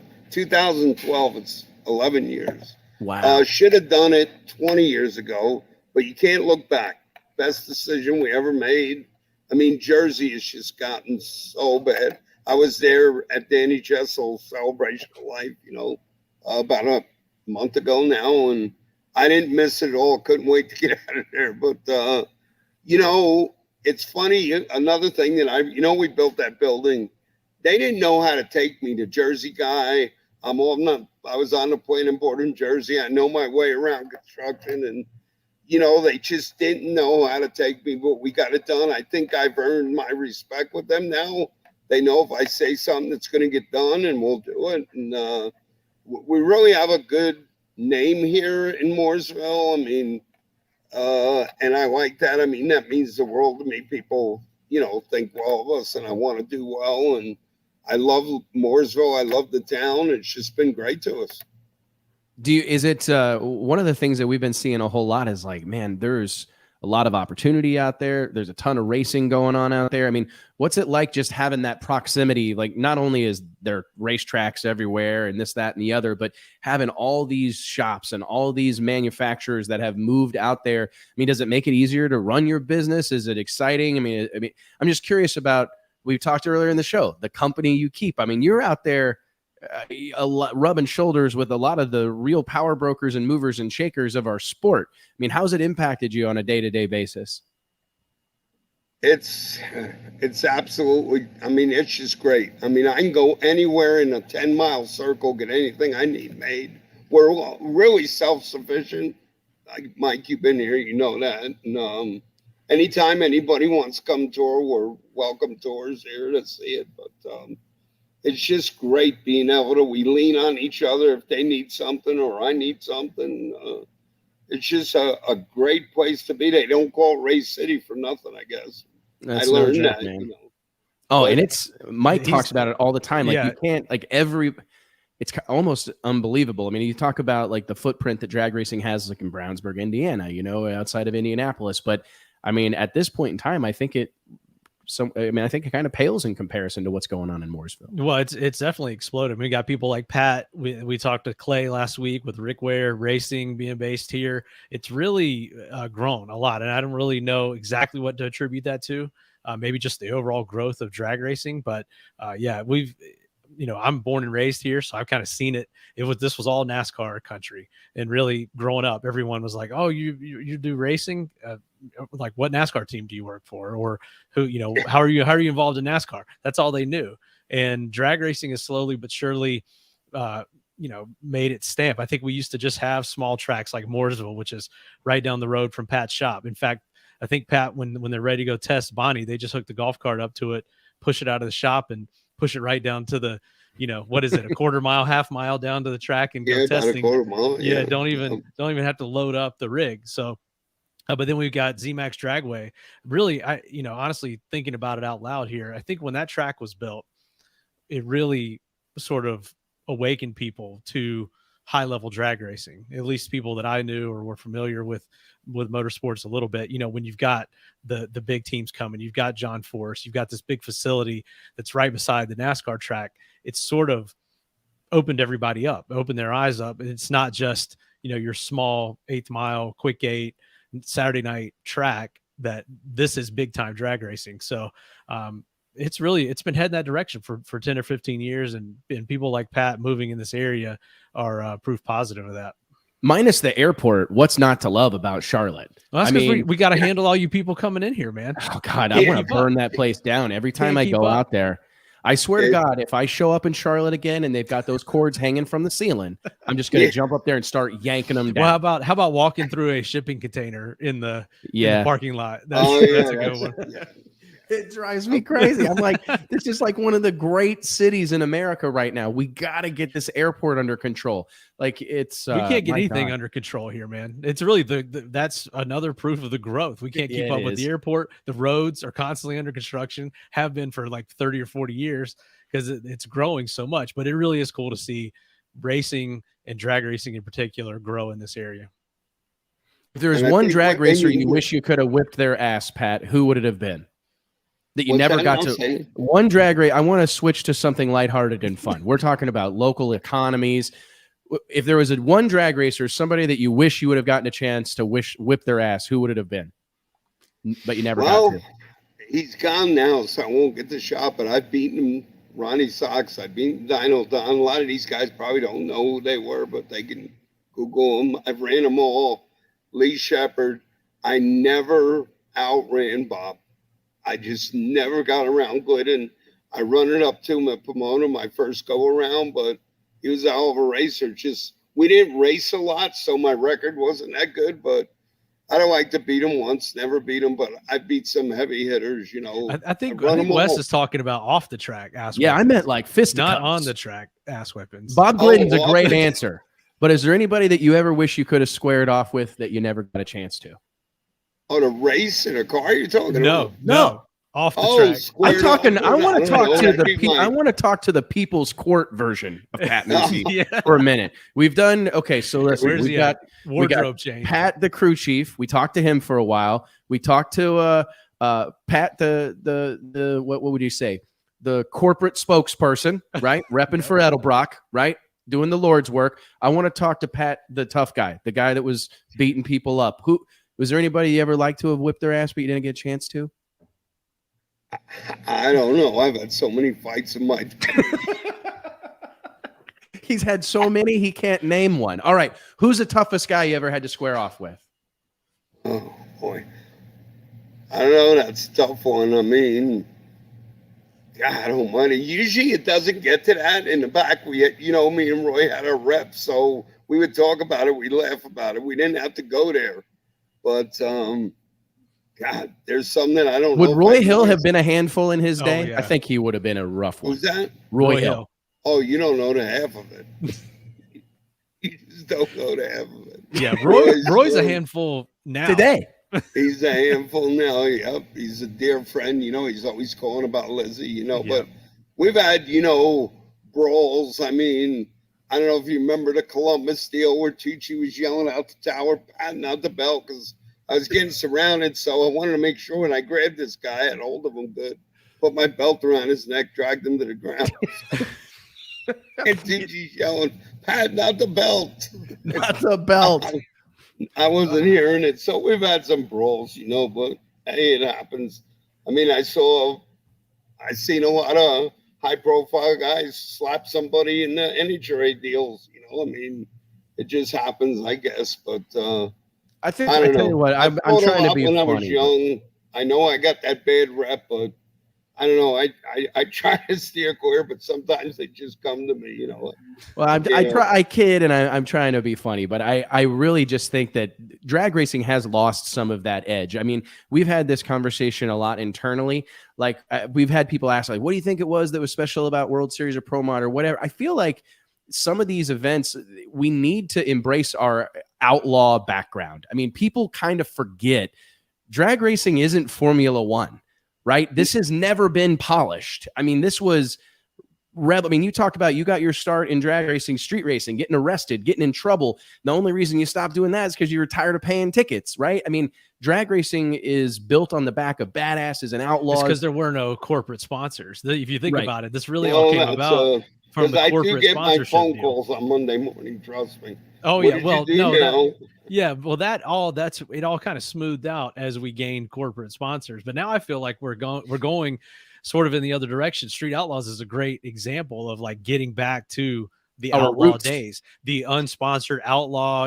I'm out here doing my thing, drag racing, which is a perfect fit for a guy like you, Pat, because it's sort of back to where it came from. Well, I'll tell you a funny. You remember Vinny Knapp? We were really great friends. We kind of grew up together. And that deal I was telling you about Columbus, it was an NMCA race. We got into a little brawl. Next thing I know, I get a letter from NHRA, and it says your license is suspended for a year. It ain't even an NHRA race, but because it's an NHRA track. So Vinny said, come to my office. So Vinny gets, at the time, I won't mention any names, but probably you can assume who it was in 96 who was in charge. He's, look, we hire Pat because of exactly what he did that you're getting on him about. He's not your politically correct. He's entertaining. That's why we hire him to match race. So you either fix his deal or you can forget about having your Summer Nationals here. And I'm like, he didn't just say that. I mean, that was a bold statement. For those that don't know, Vinny Knapp was he opened Englishtown, Old Bridge Township Raceway Park in Englishtown, New Jersey, a beloved character that a lot of people, like you said, Pat, point to as one of our sports great promoters. I hate that we've lost Old Bridge, but so yeah, for him to say that to the NHRA, I actually found a picture of Pat's belt. Oh, geez, thanks. You're welcome. Dual purpose. Yeah. We need to market that. We should. Yeah. The Pat Musi limited edition. Yep. Brass knuckle across belt. the back. Yeah. Popeye belt. Yep. I could feel this coming together right now. Well, so what ended up happening? Did NHRA? Well, I'll tell you, I might as well let the cat out of the bag now because they can't do anything about it now. So I wanted still one more. I'm always looking, okay, that's plan A. Then he made a phone call. I had to fly out, do my appeal. So I walk in a room. There's these two guys that I don't know, and Linwood Dupree. You remember Linwood? So he's kind of looks at me and he's trying not to laugh. But so I know I got one vote. So I called Mike Thermos back in the day. Mike, do me a favor. Find a $2,000 an hour attorney in LA. And they were doing the Pro Stock lawsuit at the time. The Pro Stock. So I'm kind of a poker player. I kind of got my ways of doing things. That's just get me his business card. I don't need to hire him. I don't need to do anything. So I walked in there and I said, look, this is my lawyer's card. If we can't work this out, I'm not taking it on the chin. I make my living. It wasn't even but it was an NHRA track, whatever. I'm just telling you, We can't work it out. You're going to call the name on his card and I'm walking out. Well, they immediately took the car and had a meeting in there, a little room back there, come back. Would you mind if we did it in the off season and took it for 3 months? So at the time I said, yeah, okay, we can do that. But I think my little business card, Vinny's deal definitely had him on edge when I got there. But the business card finished him off. But I tell you what, that's actually a classic play. You know, the whole, my dad used to send he had an attorney that he was buddies with. And that was pretty much like shit started to go south on a deal. And we'd send him a nasty gram is what we called it, which was, you know, typically a really, really pointed letter from a lawyer with like a bunch of fancy terms and big words. Right. And on the other side of that, things typically settled down, right? Got solved, you know, so it's. Oh, that comes out of the Jersey from me, you know, I mean, we're always thinking on our feet. So. Oh, well, somebody's got to do it, man. So, well, hey, man, I surely appreciate all your time, Pat. Before we let you go, 15 races you're staring down the barrel of. That's one of the common themes amongst the NPK contingent is just the big bite that is a 15 race series. Could you give us kind of like, as we close, just kind of your thoughts on the season that lies ahead? I know it's kicks off in Columbus a week away from now, but what do you make of that touring series? It's got to be a real test. It's growing. We got some of it last year that's even tougher, but you better have parts. We've been blessed. Like my inventory, somebody asked me at the shop is up 300% because we prepared during COVID for this manufacturing glitch that everybody quit making stuff and we were prepared for it. So we have parts, we have a lot of equipment. You know, we're prepped for it as our team. You know, Lizzy will just, you know, keep getting her treatment and we'll keep doing what we need to do. And I'll tell you, that kid's tough. Her body's in good shape. So hopefully she can handle it like the doctors say, and we'll just do what we need to do, but we will be there. We'll support every race. We'll just we kind of know what we're up against. Let's say, put it that way. We had it last year, but I think equipment wise, we're probably as good as any team out there right now. You just need parts. That's all I can say.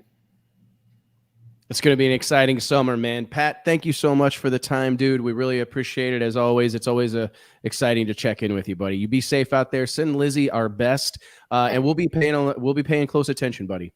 All right. No, Mike, I'll be bugging you at, I don't know, 2 a.m. or sometimes I got to wake Mike up or he's not waking up. Right.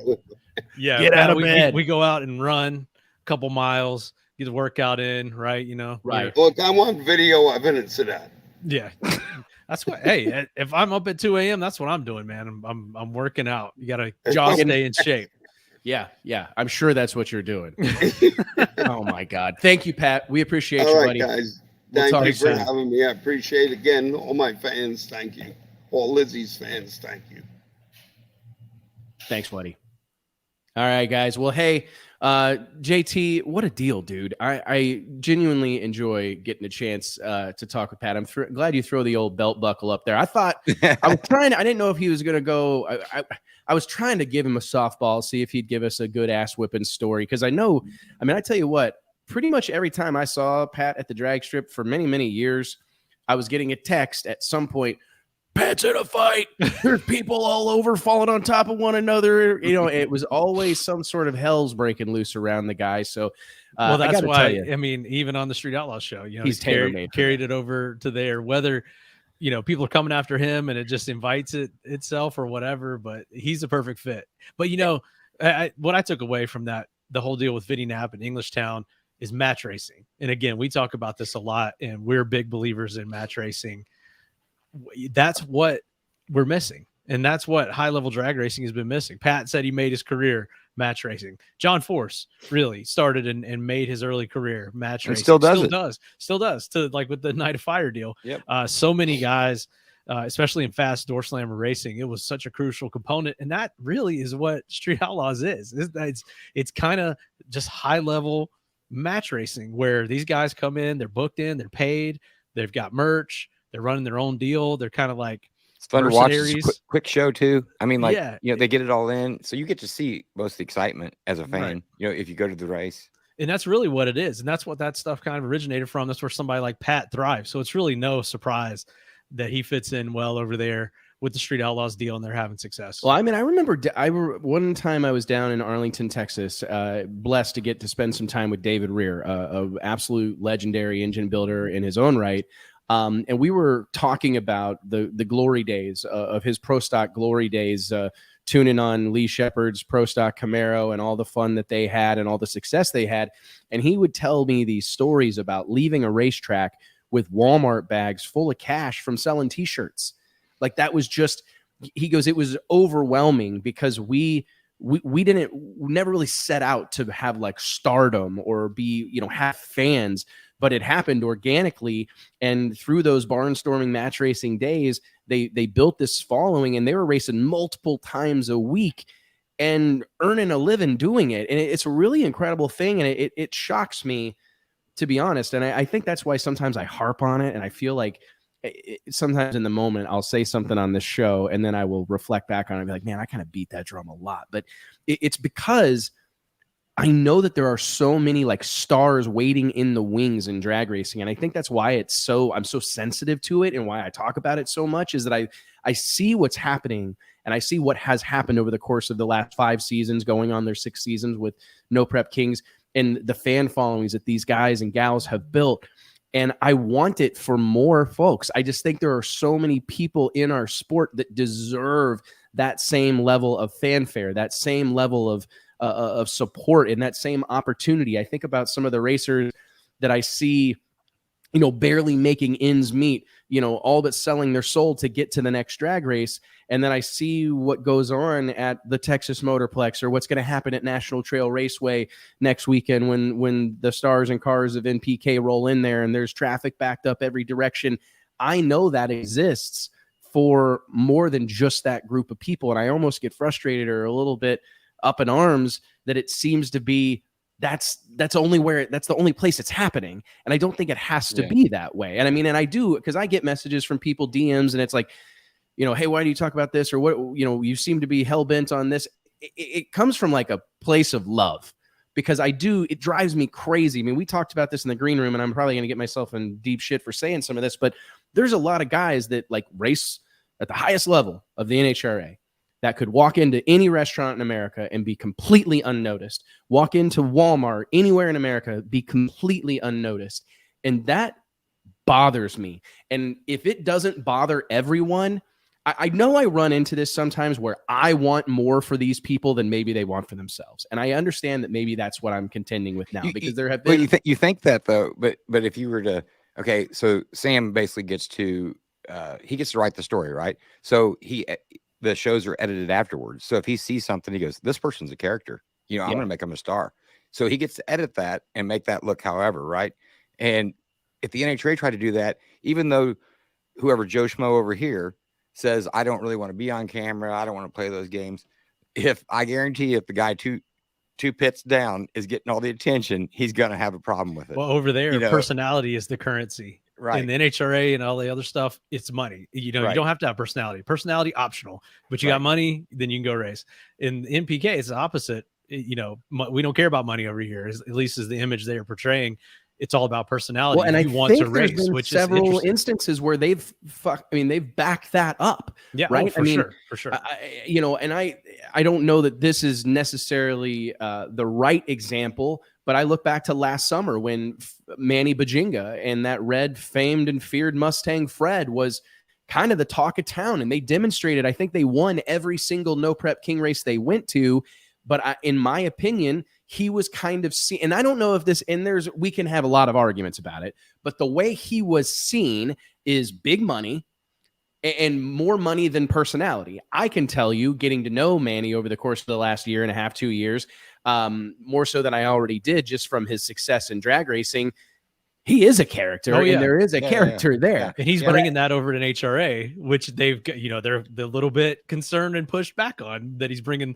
So he brought the money over to NPK, but he's bringing the personality to NHRA, and they're like, they're both unsure how to handle it. Man, I can tell you though, when we were shooting photos with Rick Belden in Charlotte, and we get to Manny's pit to do our standard like portrait deal with Manny, what's this guy do? This car is up on Projects already. He climbs up the car and stands on the blower hat standing up. It's on Projects. He's on the injector hat, and he's like pointing down, and he's like, I'm trying to give you guys something a little different here or whatever. We're like, and we saw another guy do that years ago, right, Wes? I was like, oh, you got to put that on there. It just didn't fit right. But yeah, Stevie Jackson did it. And I was like, oh yeah, that's what you need, right? I love that personality. But just to see him do that. I mean, nobody asked him to do that, and I did not know Manny or know him well enough that he's going to do this. So it's like, the guy definitely has some personality, but the whole NPK Street Outlaws deal is just so interesting. But I mean, the point I make, and I agree with you, dude, he is a big personality, but they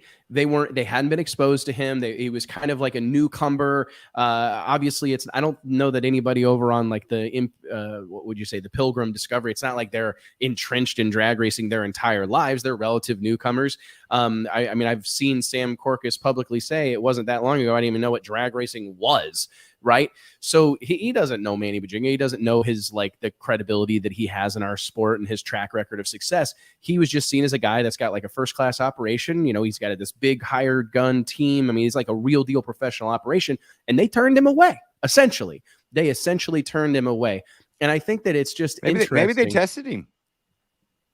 Just see how many you'd come to until, I mean, I don't know. It's a tough thing, man. I can make an argument for it either way, but it's just this, I don't know how to say it, but I do think that as a sport, there is an example being set. The reason I want to have Pat on the show this week is it's not because we want to take advantage of the name value right now, or the fact that they're in the news cycle right now with Lizzy's situation. Right.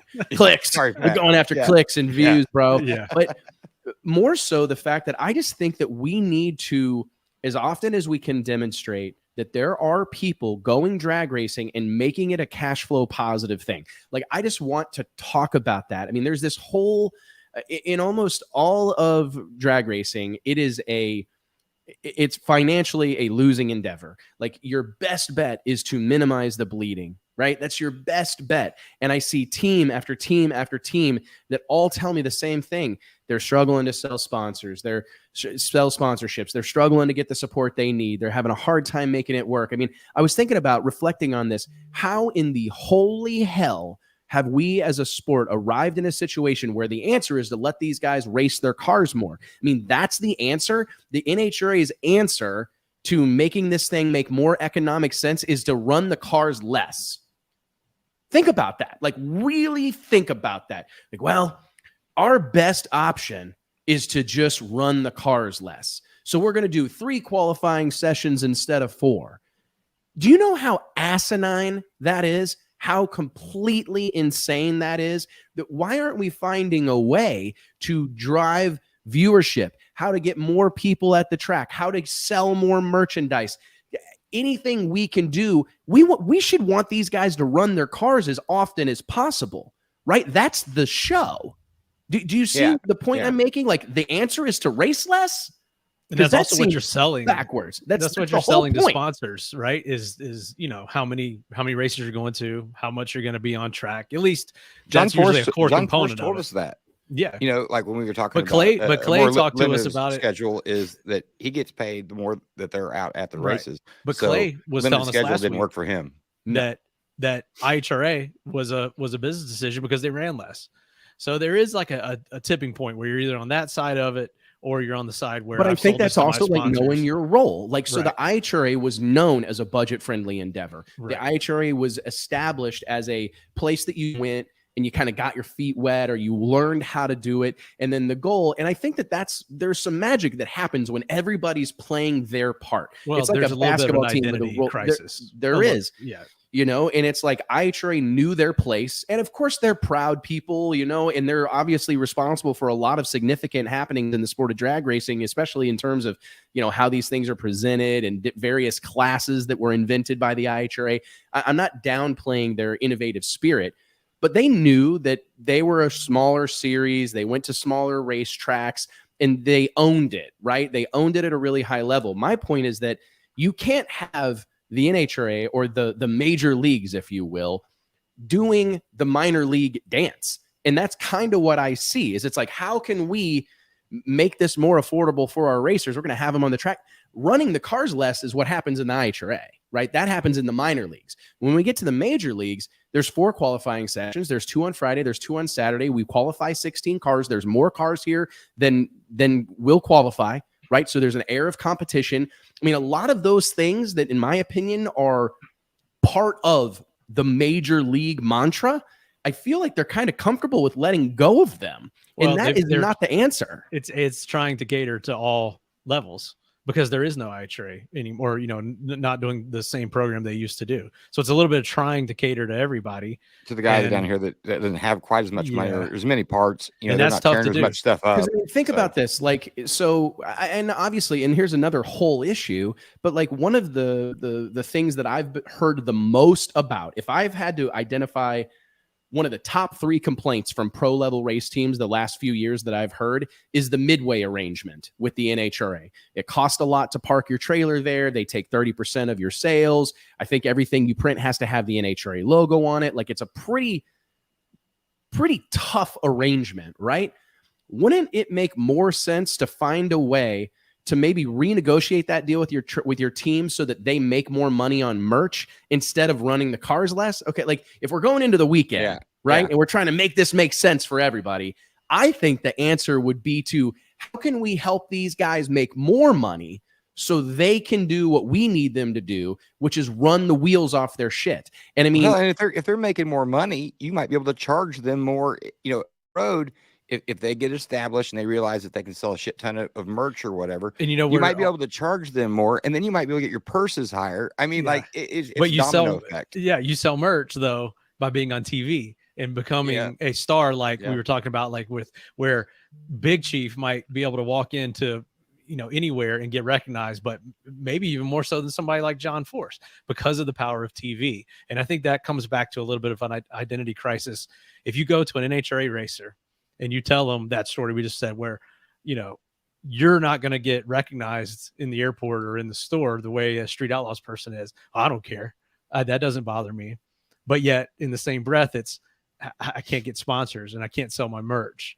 And so, but then you tell, you know, it's kind of like trying here's the pathway. And here's what works for these guys to do the things you want, but you say that it's not important. And so it's easier to say that though, Mike, right, you know, than to show that they bother you, because you do, you know, especially back several years ago, that they felt like, you know, why are they stealing our thunder? I'm saying some probably did, you know, I'm assuming most of them did actually. And it's easier to say that, oh, it doesn't bother me, you know. I think it does bother them, and I think that I agree 100%. Well, they'll say I'd rather win all championships and be known as a great drag racer than be on TV and be recognized. But at the same time, to get out there and get and win those championships, you need in general you need sponsorships and need funding. But so what's happened in place of that? Well, I'm just independently wealthy, and I like to go drag racing as a hobby, and that's what's taken over at the highest levels of the sport in a lot of ways. So it's, you know, I mean, I guess where are we going with a lot of it? I can't help but feel like, and I want to remind everybody real quick, and we'll wrap up here in the next few minutes. We'll go insane, but I do want to remind everybody that each and every episode of the Wes Buck Show is brought to you by way of FlowRacing.com. If you're a drag racer or a drag racing fan, you got to get on board with Flow Racing, the world leader in sports live streaming. Flow Racing provides unlimited access to drag racing's biggest events, like the Drag Illustrated World Series of Pro Mod, Donald Long's Lights Out, No Mercy, and Sweet 16, every stop on the PDRA and NMCA Tour, Funny Car Chaos, World Cup Finals, Streetcar Super Nationals, and much, much more. Personally, Flow Racing is a fixture in my life. I'm able to follow along with multiple racing events from the comfort of my own home or while I'm out on the road. The platform provided by Flow Racing is changing drag racing for the better, and there's no limit to the good they can do here. So log on to flowracing.com today and join the movement. Guys, as we kind of wind that's timely, this because down, I think you've got a lump streaming in with that too. I do think because that'll some of it in. And he really flowed as he was delivering that. Oh, yes. I did flow as I was delivering that. It was one of my, I think, probably the all-time best Flow Racing script read. But the flow, bro. The thing here's the flow, bro. Listen, I want to kind of bookend today's conversation, and I think that we have to balance this, because it's speaking of like balancing a race car, it's like same thing with this podcast. Is we have this like one opportunity a week to kind of say our piece, and this platform is significant. It's not lost on me. We've built this. I mean, guys, you've been a huge part of it. We're 303 episodes into this. JT and I went live on Facebook, I think 7-8 years ago at this point, maybe longer. Yeah. And what we talk about here is important. And while I love having these long form conversations with guys like Pat Musi, Clay Millican, the list goes on, it is important that we have some of these kind of candid conversations where we get sideways or we get our feathers ruffled, because I think that these are the conversations that spark change. That's what we've always been passionate about here at Drag Illustrated. As I remember, one of our earliest media kits that we sent out to potential advertisers said kickstarting the next drag racing conversation. And the reason I think all this stuff is worth laboring over and worth beating a dead horse and bringing the same things up over and over and over again is I can't help but I'm that guy that if I see somebody killing it, doing XYZ, like I can't help but feel I'm capable of that, right? And I guess what I see in the sport of drag racing right now is people fighting one another to get on this TV show that's about drag racing, right? Can you imagine a world where people would be fighting to go to the next NHRA race, where people would be willing to, pay their way or like throw some money or make a donation or do whatever they got to do to get in? I mean, you really got to take a minute and take stock of what this group of people have created. And for me, I'm going, okay, organized drag racing has been around for 70 years. Okay. And we've got teams that are struggling to make it to the next race in our big leagues, in the major leagues. And you see this cat over here, Sam Corcus, being said cat, and this group of people, right, doing what they're doing, generating millions and millions and millions of dollars, doing it on multiple. I mean, I think that's one of the all-time best plays ever. I mean, this whole thing started out as a TV show that they got wise to the fact that, hey, we could probably sell tickets to the filming of our TV show. Right. And now we can like double dip. Not only can we get paid to make this TV show, we can sell tickets to people to watch us make it. And answer some of the questions about the street racing and go 100%. Onto a track, into an actual facility. Because really there's no reason that there's no reason like Stevie Jackson should ever be needing a sponsor or something. And that's what's going on right now. And that's my whole point. And that's what is so frustrating for me, is that guys like Lyle Barnett are sitting on the sidelines waiting for the next rich guy. I mean, and I'm not saying waiting. He's obviously taking action. He's trying to do things. But I mean, in all fairness, Stevie Jackson and Lyle Barnett, two of perhaps the biggest stars. I mean, they got a podcast that's like super successful, highly viewed. They don't have sponsors. Yeah. And podcast, man, super lucrative. I mean, we know that. Bank, right? But don't you agree? I mean, it's a crazy conundrum. I mean, I just think that we've got these guys, and Stevie and Lyle are like the low-hanging fruit. They're amongst a plethora of big personalities. But that's the characters that Sam would stick a camera in their face. Like if you're going to pick your cast, that's two of them that I would probably pick. 100%. And I mean, I guess I just look at traditional organized drag racing and I feel like they're fumbling the bag, man. It's really, I was kind of doing a DJ Khaled thing there. The bag being like, secure the bag like a duffel bag full of money. Listen to a rap song, bro. Get out a little bit. Turn off Morgan Wallen or whatever and listen to some rap. I've got my playlist is all over the place, and you know that. Mine is too. My playlist typically is seizure inducing. But my point is, and do you guys understand where I'm coming from? Like, sometimes I feel like I'm in like this box just like a crazy person. You just hate NHRA, man. I can't believe it. How much you hate NHRA. You're such. That's why I've spent $1 billion promoting drag racing over the course of the last 20 years. No, but we have to have these conversations. But speaking of TV, I do think that they are improving the TV show. Every time you watch it, the intros, the things they're doing, and then also the time slots.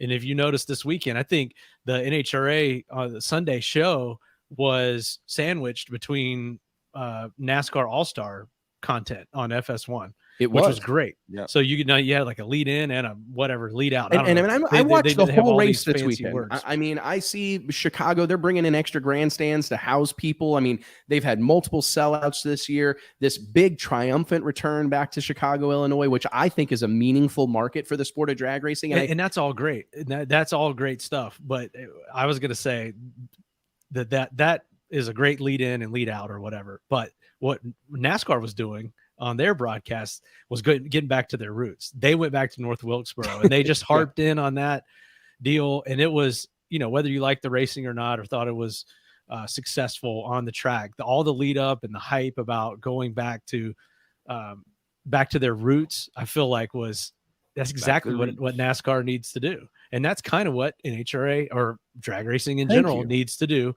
Get back to their roots, match racing, which is kind of how we started down this path of this conversation. Big wedding, small church. Don't be afraid. Don't be afraid. Don't be afraid. Just because we got to the point where we had to build Super Joliet or Z-Max, don't be afraid to go back to your Saturday night track, because that's exactly what NASCAR's had to do. They've built all these tracks, left these southern markets where they started their rise to national popularity, and then had to kind of come back and re-examine. And I think it's brilliant. And the ability to kind of look at yourself and say that and come together as an organization as successful as NASCAR is and pull that off and sort of say, hey, we've heard you. We heard the fans. We hear what you're saying. We realize maybe that what's happened here. So we're going to try to get back to it. I think it's great. And I would love to see more of that in drag racing. And like I said, I'm the biggest fan of the NHRA, the National Hot Rod Association. I go to a multitude of events. I mean, as I said, and I meant it, I mean, we've spent, God only knows how many magazines have went to press and been mailed to tens of thousands of people with the stars of the NHRA on their cover. We have put our money where our mouth is for almost 20 years now. Right. And I'm very proud of that. And I think that I've walked the walk. I'm a big believer. I'm a big supporter, but I do think that the pieces are there, right? That a lot of what we need is there, but it's just like succeeding with a race team. You can have all the best equipment, but it takes that harmonious relationship amongst them. It takes a harmonious relationship amongst the crew and the tune-up, and everything's got to be working together. And what I see in the NHRA is like all the pieces are there. So many of the pieces are there. They've got strong fan support. They've got a great television partner in Fox. They've got a lot of great personalities in place. I mean, I think about, I feel Jason Galvin, Joe Costello demonstrated this past weekend. They are rising stars in the, MC space. You got Brian Loans and Tony Pedregon holding it down on the Fox broadcast. There's a lot of great people in place already right now. But it makes it even more urgent, in my opinion, to start working towards getting all these things working together, because there's a bright future for the sport of drag racing. I don't care what anybody wants to say about a track closing here and a track closing there. Guess what? They're building them too. And a lot of the tracks that exist in this country, they have owners that are reinvesting in them constantly. I mean, I don't mean to harp on this too much, but I mean, look right at Bradenton Motorsports Park and our dear friend here at Drag Illustrated, Vic Alvarez. This guy invests constantly back into Bradenton Motorsports Park and aforementioned Saturday night drag strip that our sport really needs to embrace, because those are the tracks that are going to be here forever, or at least for a long time, and are doing significant things in our sport. So there's so many good things going on, but it feels like we're kind of at our sport's highest level, the major leagues that are the NHRA. I think that there's some opportunity. There's some fertile soil. And I get frustrated, man, because I want to see face turn red. Yeah, shocking. Ooh. I like it when it's red, personally. I think I look better. Yeah. So I may go lay out in the backyard when I get done with this. You might need an ice bath or something. No, but I mean, anyways, I feel like you guys make me feel crazy a little bit. No, I'm just joking. I'm being honest. I know. You're tearing up a little bit over there. No, and I don't want to come off like a psychopath. I'm not trying no, you're to. not. I really not. care. I really care. And I just want more for these people. It breaks my heart when I see people struggling to get sponsors and people not. I mean, I think about some of the up and comers and the guys that are chasing the dream, and I know the battles they're fighting, and it just drives me crazy because I've seen innumerable examples of it being possible. It can be done. Drag racing is the great American motorsport. I mean, I'm so tired of hearing people tell me that it doesn't translate well on TV. Bullshit. Some of the most popular TV shows in the world are about drag racing, right? I mean, it's not the subject matter really isn't it. It's how the story's told. And I see a bigger, brighter future for the sport of drag racing than what I feel like we're currently accepting as our reality. And it's frustrating. So whenever I get all spun out and whatnot, and you guys treat me like a psychopath, thanks for that. Love you too. I just want you guys all to know that that's where it comes from. So anyways, good episode though. I didn't know what we were going to get out of Pat today. Good. You know, I didn't know if he would get like too, I was worried about having him on here because knowing how close him and Lizzy are, like that's just such people. I always joke that people are, until you've been impacted by cancer, you just don't really get it, you know? And everybody, I mean, he may not be going through chemo, but the whole family is dealing with that diagnosis. Oh yeah, for sure. Know? It's a rough tough deal. family though. They're tough, man. And like he said over and over, Lizzy's the toughest. So for Pat to say that, you know, that means a lot. So we're all pulling for Lizzy, and it's going to be awesome to see her out there in a couple of weeks at Columbus. And that's going to be a highlight of the entire racing season, whether you follow NPK or not. I agree completely, man. Well, hey guys, thanks a bunch. And as always, thanks to all of our sponsors. Thanks to each and every one of you for supporting us every week, being a part of this show. Remember to click like, click share, click subscribe if you're watching along on YouTube, and help us spread the gospel of drag racing. We will see you next Wednesday, 2 p.m. Central Standard Time, right here on the Drag Illustrated Facebook and YouTube pages. We'll talk to you soon. Thanks, guys. Yep. Thank you all. Thanks, everybody.